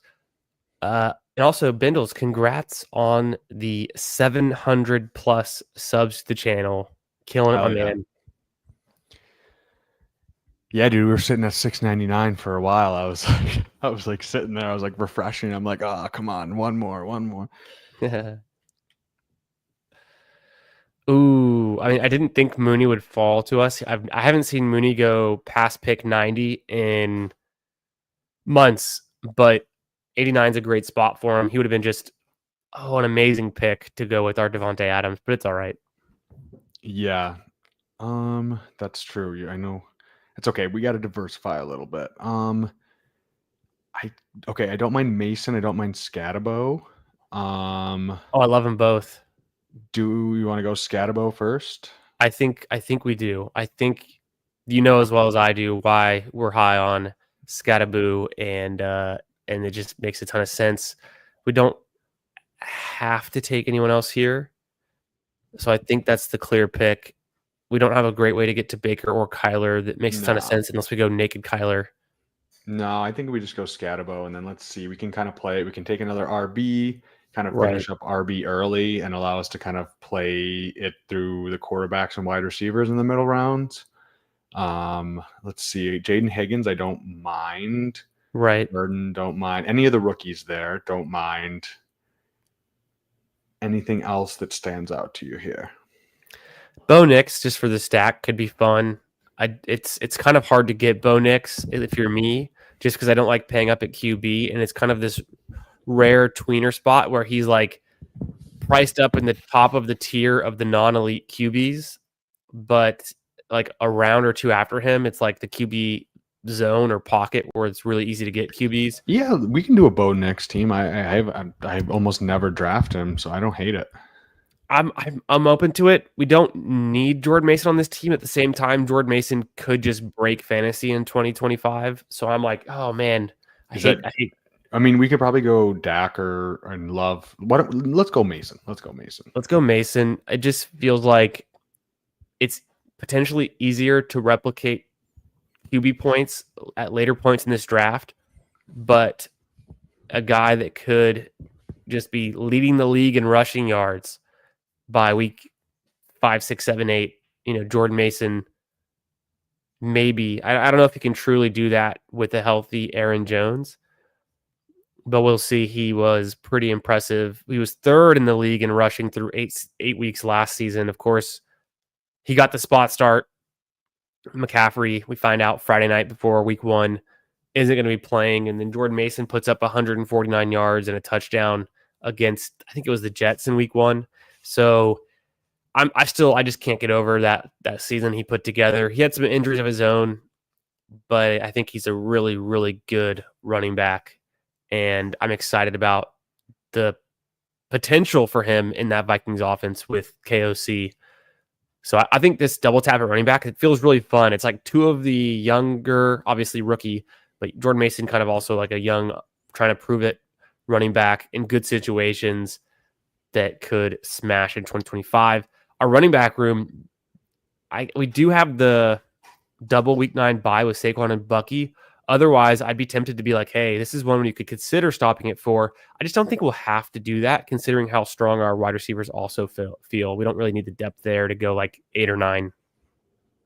Yeah, I don't think so. And yeah, we got enough quarterback outs later. I think I like the way we played that with the 2 RBs there. And then yeah, that's a very strong first 4. Oh, it feels great. So for stacking partners, for QBs, Dak is the clear-cut choice.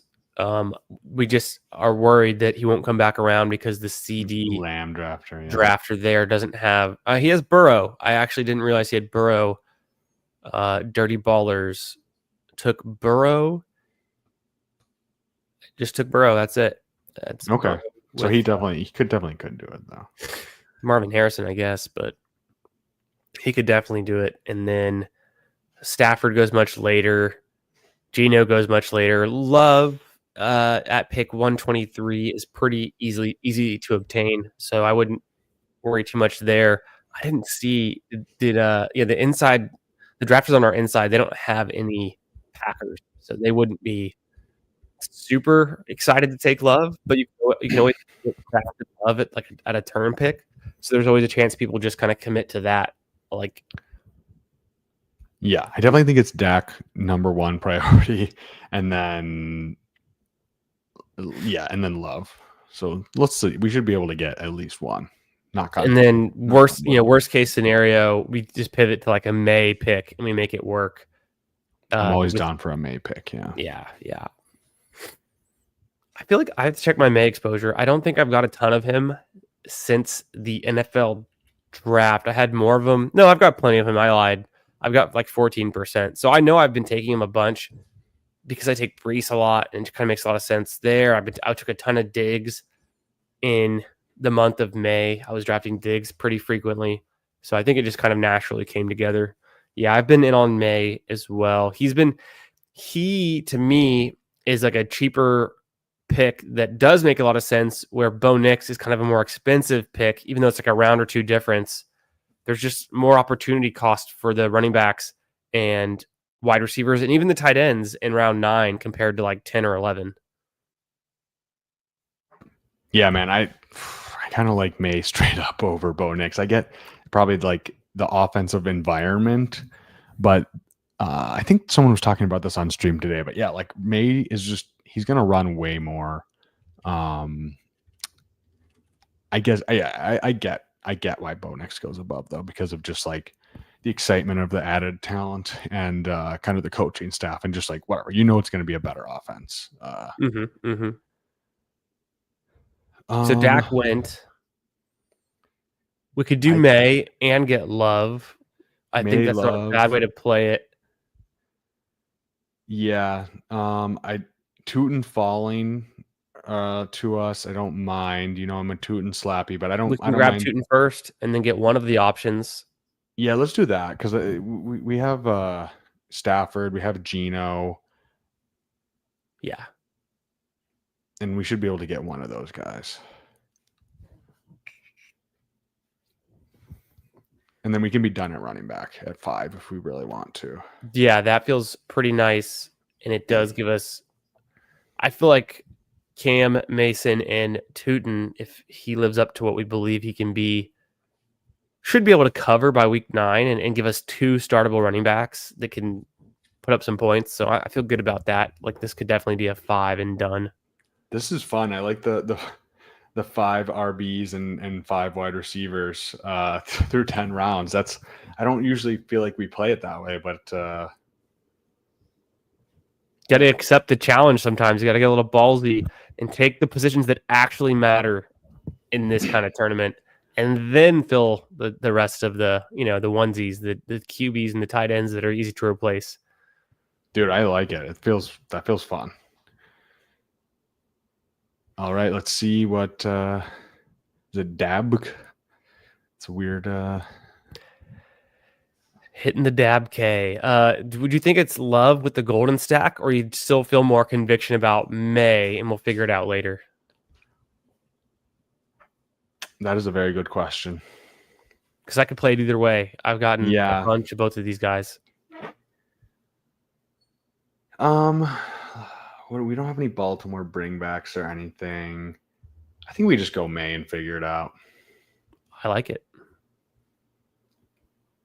I like Love. But yeah, I just think May is the higher upside. And we don't necessarily need to stack him. We can tack on some pieces late if we want to, but I've seen Love fall to pick 142, 143. It can happen. I'm not saying it will, but it's not impossible. What have you did you see any of the, maybe it was just some beat writer stuff, maybe it was fluff, maybe it didn't mean anything, but did you see some of the positive talk about Demario Douglas that came out in the last day or two? What's your take on that? Yeah, I mean, I think Demario Douglas is good. I'm not sure it really matters in half PPR. But no, I mean, I think he's good. I think he's kind of Josh Downs-esque. I think Josh Downs is better, but they're similar. And if we're betting on Drake May, then we should probably be betting on his receivers. It's pretty wide open. Diggs is going to be 31, Kyle Williams, and then probably Demario Douglas. We got Boutte in there as well. I don't think I'm probably going to have not that much Demario Douglas, but stacked with May, I think he's a fine pick. I think with May, I'm really interested in Hunter Henry. I think that would be my preferred. We could just go May Hunter Henry stack, get that quarterback tight end correlation there, and then it'll be available. I've seen Hunter Henry going somewhat later than I would expect. I think we'll have that option. And then Douglas, who I haven't been clicking, but I'm open to it. Boutte is essentially a free click at the end, and I didn't expect Ramondre to come back around, so that's not a big loss. Yeah, I think I don't know. I know you've been kind of like I feel like I just was completely off Ramondre for a bit. But I don't know. I think it'll be Henderson. I don't think he's not going to be a guy where he's just taking over the backfield completely.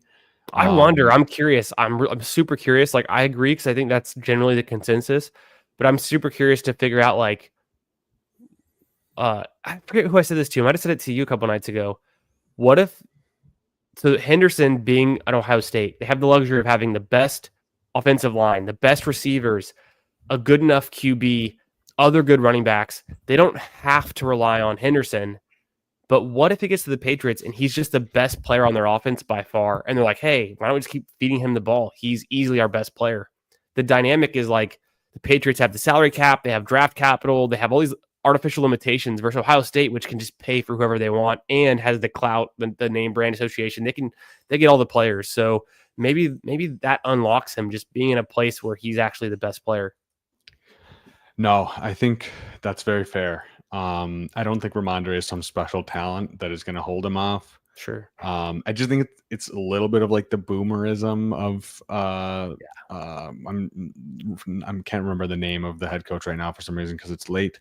But Of Vrabel, yeah. But no, I mean Siegel was comparing Henderson to Jahmyr Gibbs, which I mean I don't think he's Jahmyr Gibbs, but like he's great value brand Jahmyr Gibbs, which is still super exciting. So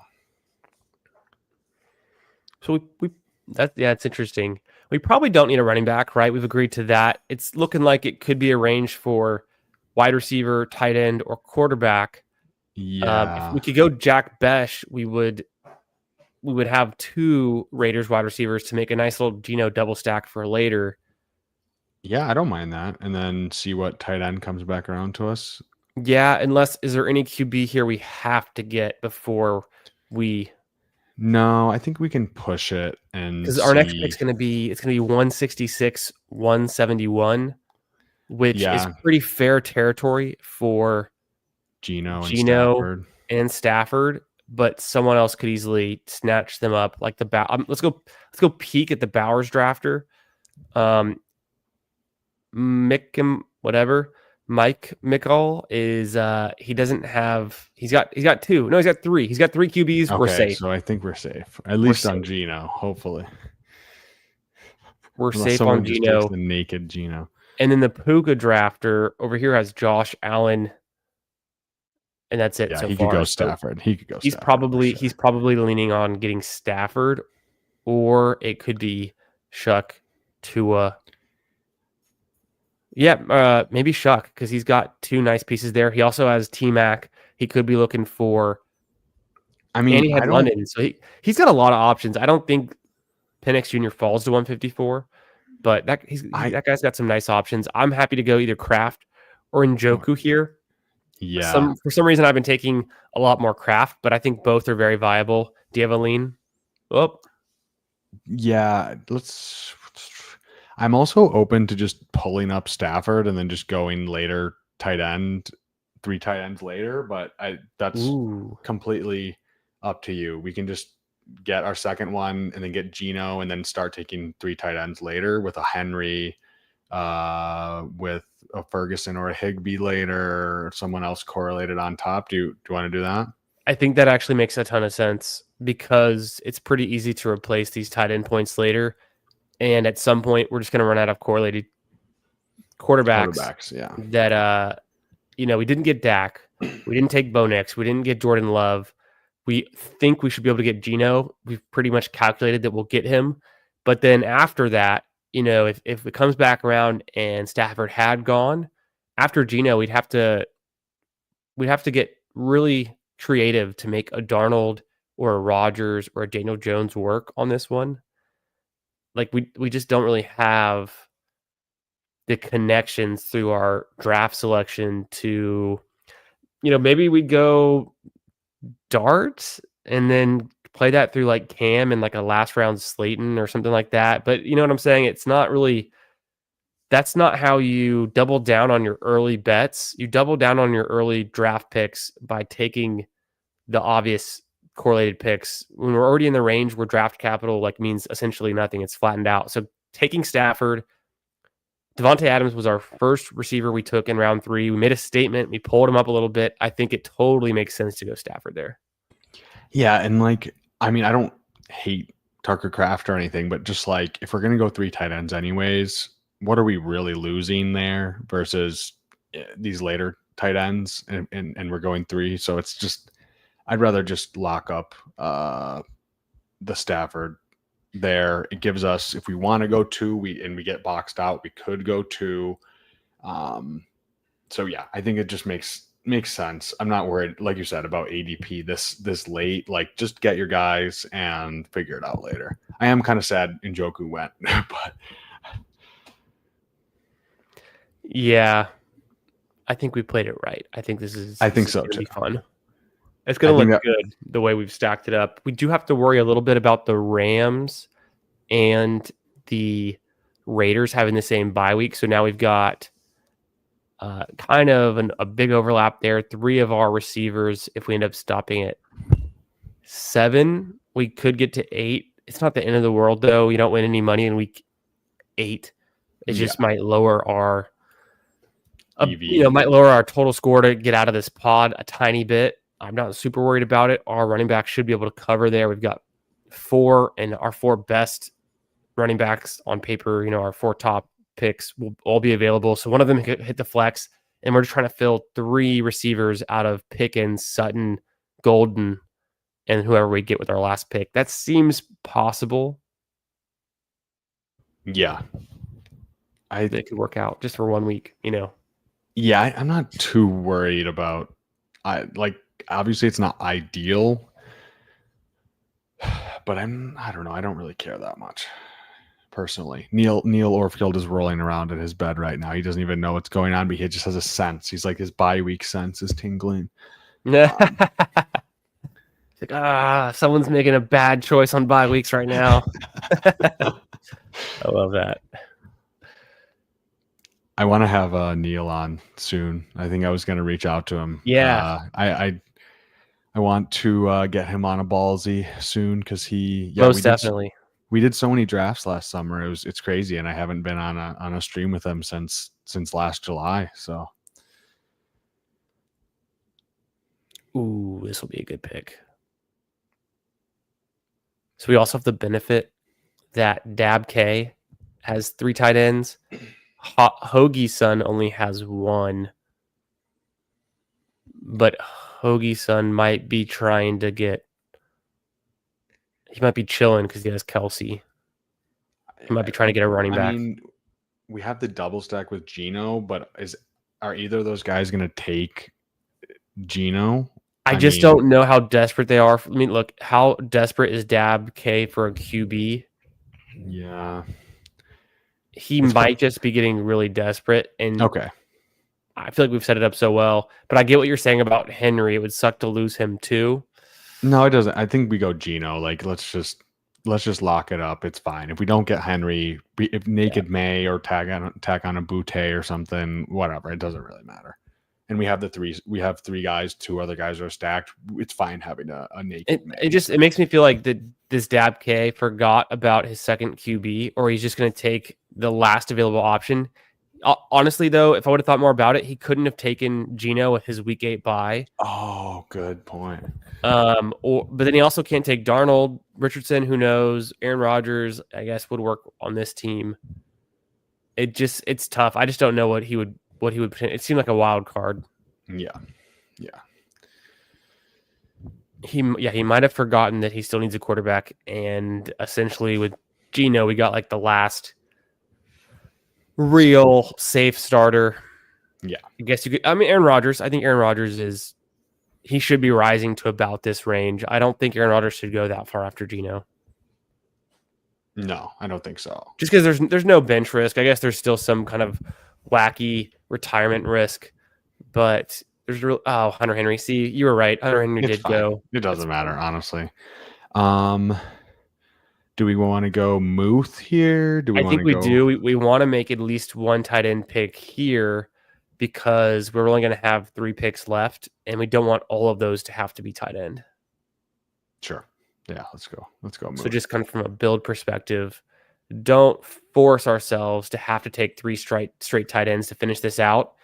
Take one now, and then still leave the option that, hey, if a receiver falls that we really like, we can get him, or we can figure out, when's the right time to maybe get a Patriots receiver. Just leave more options on the table, I think. Plus, Freiermuth is, to me, a kind of a nice pick in round 15 right now. Yeah, Will likes it. This one did go slow. I'm seeing a lot of people run the clock out. It is very slow. Yeah, this is a fun. Yeah, I like getting Muth as your first one in the 15th. Like, that feels pretty good. Like, I know if it's Rodgers, I feel a little bit better about Muth. And I mean, Muth is good. It's just He should be the second target in that offense until they sign Amari Cooper, and then he's still the second target. And then if they sign Keenan Allen, that's maybe the opportunity where he goes to the third target. Yeah, no, dude, Muth is just he's just a good football player. Whenever he gets opportunity, he can rack up. He's a target earner as well. Like, he's not just a guy where I mean, obviously all tight ends outside of the top few are touchdown dependent, like to pretty much, but Muth can soak up targets. Like, he's had some really, like, 10 catch games, 11 catch games, just rack up those short yardage targets. So that's really nice because, yeah, I view him above a K-Dot and a Gesicki. I guess those are better offenses, so you're just hoping for the touchdown spikes, but yeah. Who am I?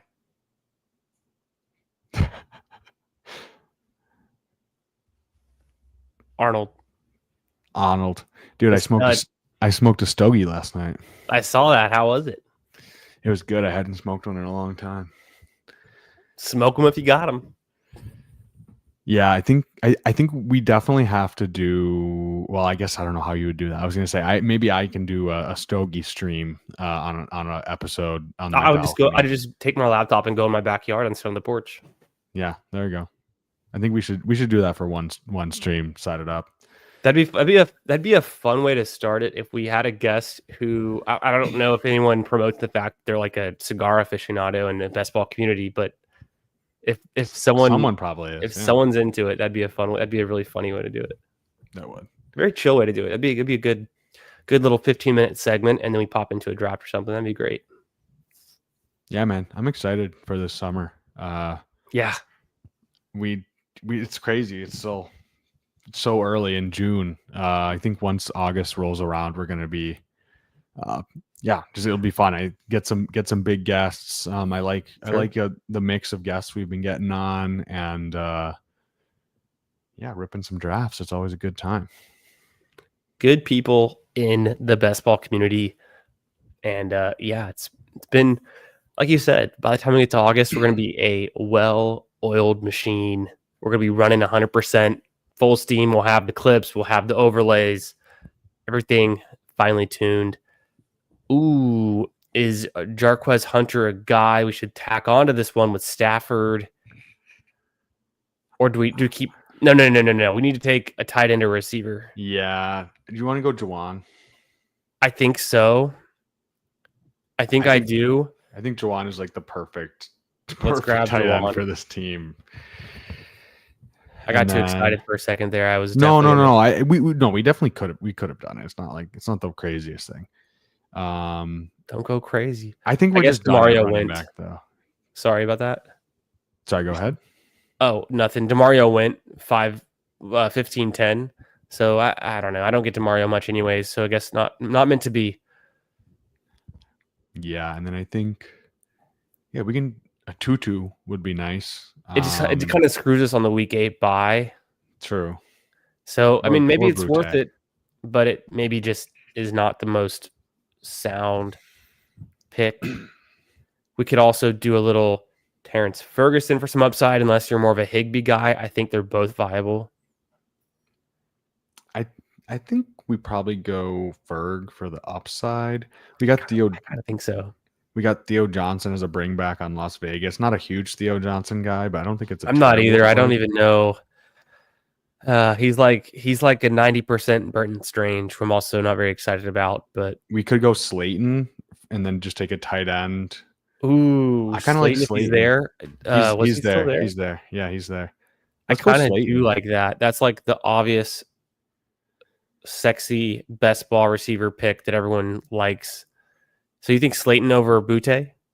Yeah, and just go May and just take May as it is, and treat him as like just a good weekly quarterback option. Don't have to have him stacked up. Got a little bit of rushing floor, but then for Stafford and Geno, we do want more of those stacking partners.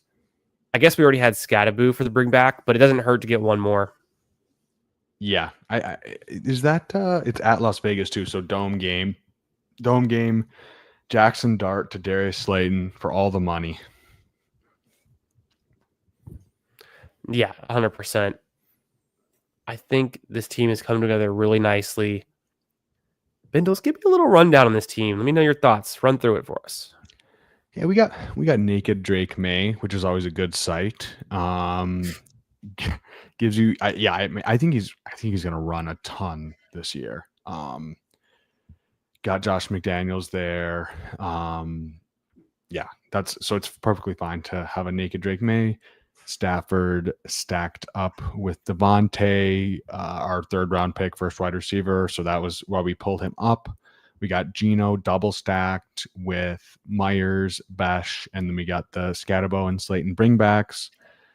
So betting on that game. At running back, we have Saquads, Bucky Irving, Scatterbo, Jordan Mason, Tootin. So done. I think we can be done at 5. Take a third tight end here unless it's just complete wasteland. And then wide receiver, we have Devontae, as previously mentioned, Pickens, Sutton, Matthew Golden, Jacoby Myers, and then, like I said, Besh and Slayton. So I think that's a great mix of, like we were saying earlier, like young upside guys paired with older guys who are going to project well. So that beautiful wide receiver room there. And then tight end, we have Muth and Juwan Johnson, week 17 hero. And then we'll see what we do here. We could tack on a third if we want.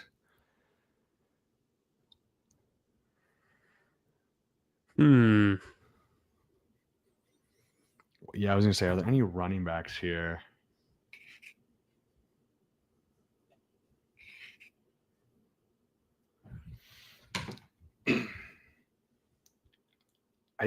I think I lean tight end for the third one. I know it's gross. Oh, Do you want to go Higbee? Yeah.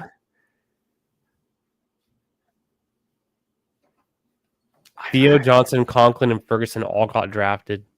Yeah. Any other tight ends of any use? Unless you believe in Arroyo or Komet. Really. I think we just go Higbee here, but if you want to go one of these running backs, I won't hate you for it. If you have a strong feeling in your gut and you want to be ballsy and switch it up. No, I don't. I like some of these running backs, some upside guys. I don't know that they add more to this team than what we've already got. No one's going to outscore Bucky and Saquon. We have to have Bucky and Saquon hit our lineup. That's the reason we took them. So one of these guys, I don't think is that much better of a bet to overtake what Scattaboo would do, what Mason would do, what Tootin could do for this team. So at that end of the day, we got to add value to a position that we need to play, catch up a little bit on, get some depth, increase our floor weekly scoring wise. One more option for a stacked partner with Stafford. So all of those things coming together, I do recognize that Terrence Ferguson probably is taking on some decent sized role, but hey, there's a lot of 2 tight end rooms in the NFL these days. And, they're not always both fantasy viable, but is Stafford a guy that can, distribute the ball and does he have enough targets to spread around that maybe it's more of just a touchdown upside play. And Higbee's proven he can do that. You know, he's had some playoff games in the past, even recently where he's had a bunch of targets. Yeah. So we're really just looking for touchdown upside. I don't mind correlating with a QB that we've already got. Yeah. I mean, that's all you're hoping for, right? Is a touchdown in the right week to just help you squeak through. Gives you a little bit of floor, right? Like feel fine about those other 2 tight ends, but yeah, I just don't think the 6th running back really adds anything to this team with those 5 strong ones we have. So yeah, and I do like, kind of like Cole was saying in the chat, I do like Dylan Sampson late. I also would have liked Taj Brooks late. I think DJ Giddens was still there, which is pretty interesting to see him go undrafted if he didn't get taken with the very last pick. Jarquez Hunter, I'm a big fan of. So he would have been a fun one to consider. Of course, he goes in round 17 now. But I think the way we played this is really nice. Yeah, this team came together. I liked your take on it. It's the upside with May and then the stacked QBs. The running backs feel very strong. The wide receivers definitely can get it done. And we've double stacked both of our QBs. We've got bringbacks for the Las Vegas versus the Giants game in a dome in Las Vegas, week 17. We don't have an Atlanta piece, and we don't have any other Patriots option stacked with May or any Jets bringbacks, but I guess we're just banking on Geno to pull it out for us in week 17 and Stafford and May to get us there. yeah, dude, I like the way we played this. The 5 running backs, 5 wide receivers through 10 rounds. I don't think we've done one like that. And then still getting 2 stacked quarterbacks after that. Yeah, feels really nice. I like our wide receiver room, love our running back room, and yeah, tight end probably weakest position, obviously, with Higbee as our 3rd, but I mean, it's perfectly viable. Muth and Juwan Johnson. Yeah, I like it, man. I think this is like it's probably 90th. Like, ooh. I think if we would have gotten May, like in Henry, maybe. Yeah. But I think May. But Fryermuth is not bad, not a bad replacement. No, he's not. And May unstacked is fine. I think that maybe just like that 3 stacked quarterbacks would have just like put it over the edge for me of just like, okay, I feel amazing, absolutely 10 out of 10, but this is close. This is close to that. Yeah, it feels good. I also think it's a very, very strong team. Of course, this is the new tournament, the German Shepard, which is a 2 out of 12, 2 out of 10, 2 out of 12, and then 124 seat final. It's already 35% filled, if you can believe it. It's a 20 max enter. I don't know that I'll be able to max this, but I'll probably end up having to do 10 or 12 slows if I do decide to, and then I'll see how many I can get in over the next. What is that? It's only been open for 12 hours, so it's gonna fill in another 24 hours. It's gonna be filled by tomorrow night. Yeah, they dropped all those new contests, and people are very horny for them. They're jumping in. I'm surprised this one's going first, though. I would have thought maybe the other ones, but this is, I don't know, it's a $5, very attractive. What do you think about Robert Griffin's question about the Dominican, Cubans, or Carolinas? For me, I don't really know any better, but I do know that I like my cigars via Tampa, Florida. That's kind of the cigar capital of the United States. So I think a lot of those are Cubans, if I'm not mistaken. Yeah, I know in Canada, you can get Cubans pretty easily. Oh, really? Because you're not the United States, so it makes sense. There's not the embargo and all that. Yeah, so I think I'd go Cuban. I don't really know any better, honestly. But yeah. Do you remember the Seinfeld episode where Kramer goes, "The Cubans are Dominicans"? Do you remember that one? They hired these guys to hand all the cigars, and they thought they were Cubans, but they were Dominicans the whole time. That's hilarious. Who else do we have here in the chat? We got Cole saying take Samson to split with Judkins. Smart. Arroyo. I don't know. I'm not super in on Arroyo. What do you guys think about stacking the Broncos offense, Bo Nix, Engram, and Harvey? It's it's just we were kind of speaking to it earlier about Bo Nix. It's just we don't end up taking a ton of him. He's kind of expensive, but if you're Yeah. gonna do it, I think Harvey's a way to play it just for like the team upside of the Broncos are a very good offense. I think Sutton is probably the best stacking partner based on the connection he had with Nix last season, and he's definitely going to be the leader in targets. Ingram could be fun. I'm starting to come back around a little bit on Ingram. I've traditionally been out on Ingram. He's more of a volume dependent PPR scam kind of tight end, and in this format, not the most exciting. He's a little bit expensive, but I'm hearing some other people who are sharp say some good things, so I'm listening. I think Pat Bryant's the cheapest way to play it, so that's a fun way too. Yeah, it's actually there's a lot of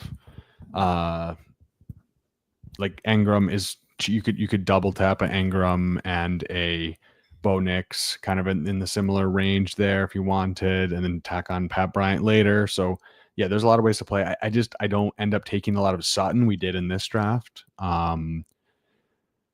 So I think that's why I don't take a ton of Bo Nix. It's just like primary receiver with the quarterback is kind of where I lean most of the time, and so then it kind of pushes me off of that. I also think if you play it through Kansas City, if you have a Worthy or a Rice, it's generally easy enough to get Mahomes with the stack that you will commit to that around before you would be taking Nix. And then you're looking at Nix like, well, I just took Mahomes and he's already pretty expensive. I need to play catch up at receiver or running back.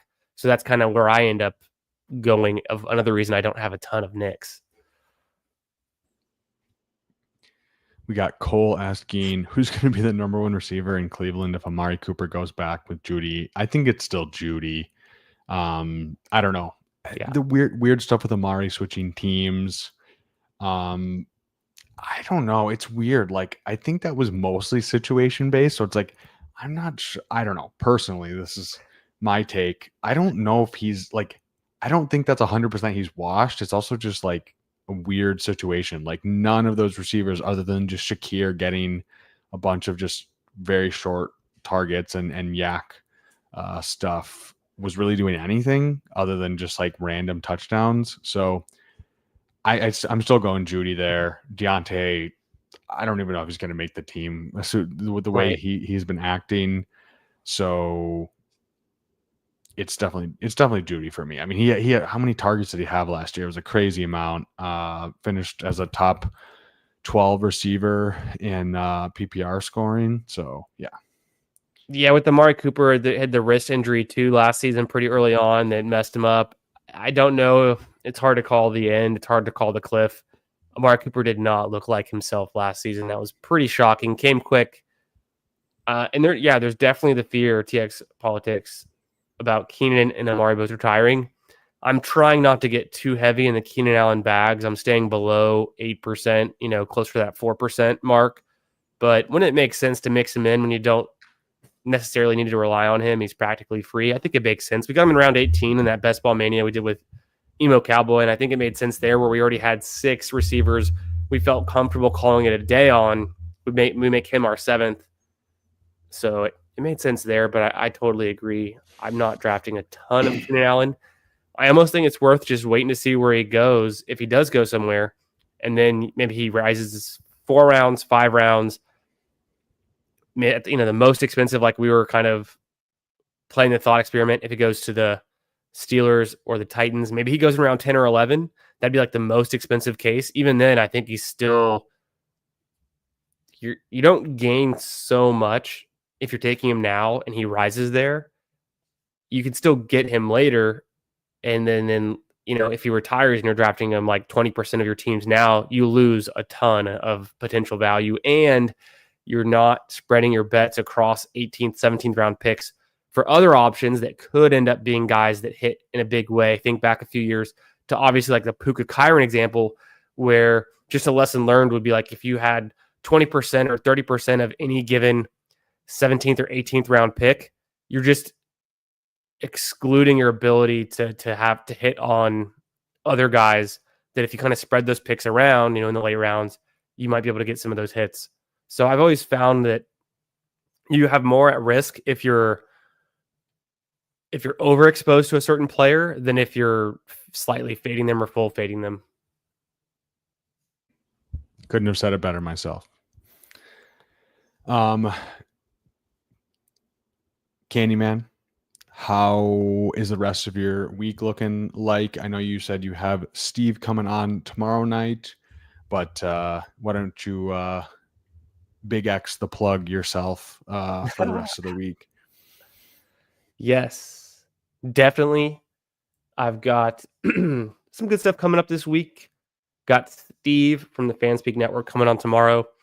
He's pretty interested to talk about Superflex.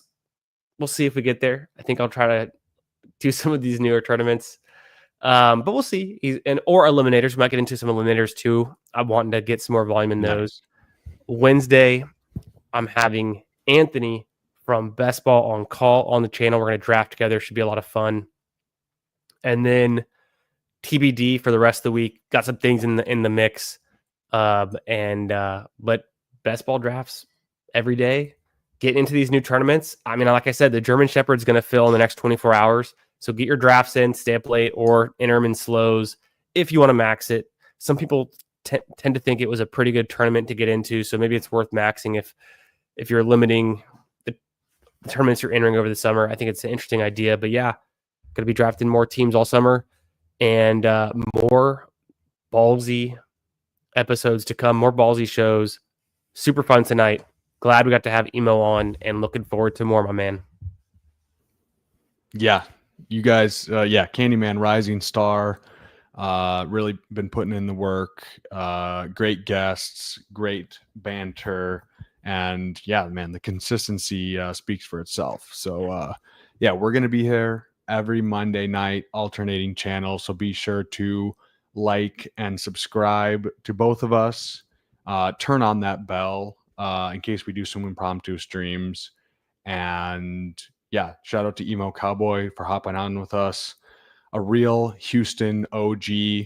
And to honor him, we are going to play the special intro. What it do is power wow, I'm the people's champ. My chain light up like a lamp, cause now I'm back with the camp. I'm crawling similar to an ant, cause I'm low to the earth. People's feelings get hurt when they figure out what I'm worth. I got 84s poking out at the club, I'm showing out. I'm a player, ain't no doubt. Hoes wanna know what I'm about. Biggest diamonds off in my mouth, princess cuts all in my chain. Wood grain all in my range, dripping stains when I switch lanes. Switch the name, it's still the same. Switch a house or switch a blast. Mike Jones, he running the game and magnificent by this cash. Michael Watts, he made me hot. Hard work took me to the top. G-Dash took me to the lot. He wrote a check and bought a drop. I got the internet going nuts, but T-Ferris got my back, so now I'm holding my nuts. It's power wow, baby. What you know about me? I'm on that 5.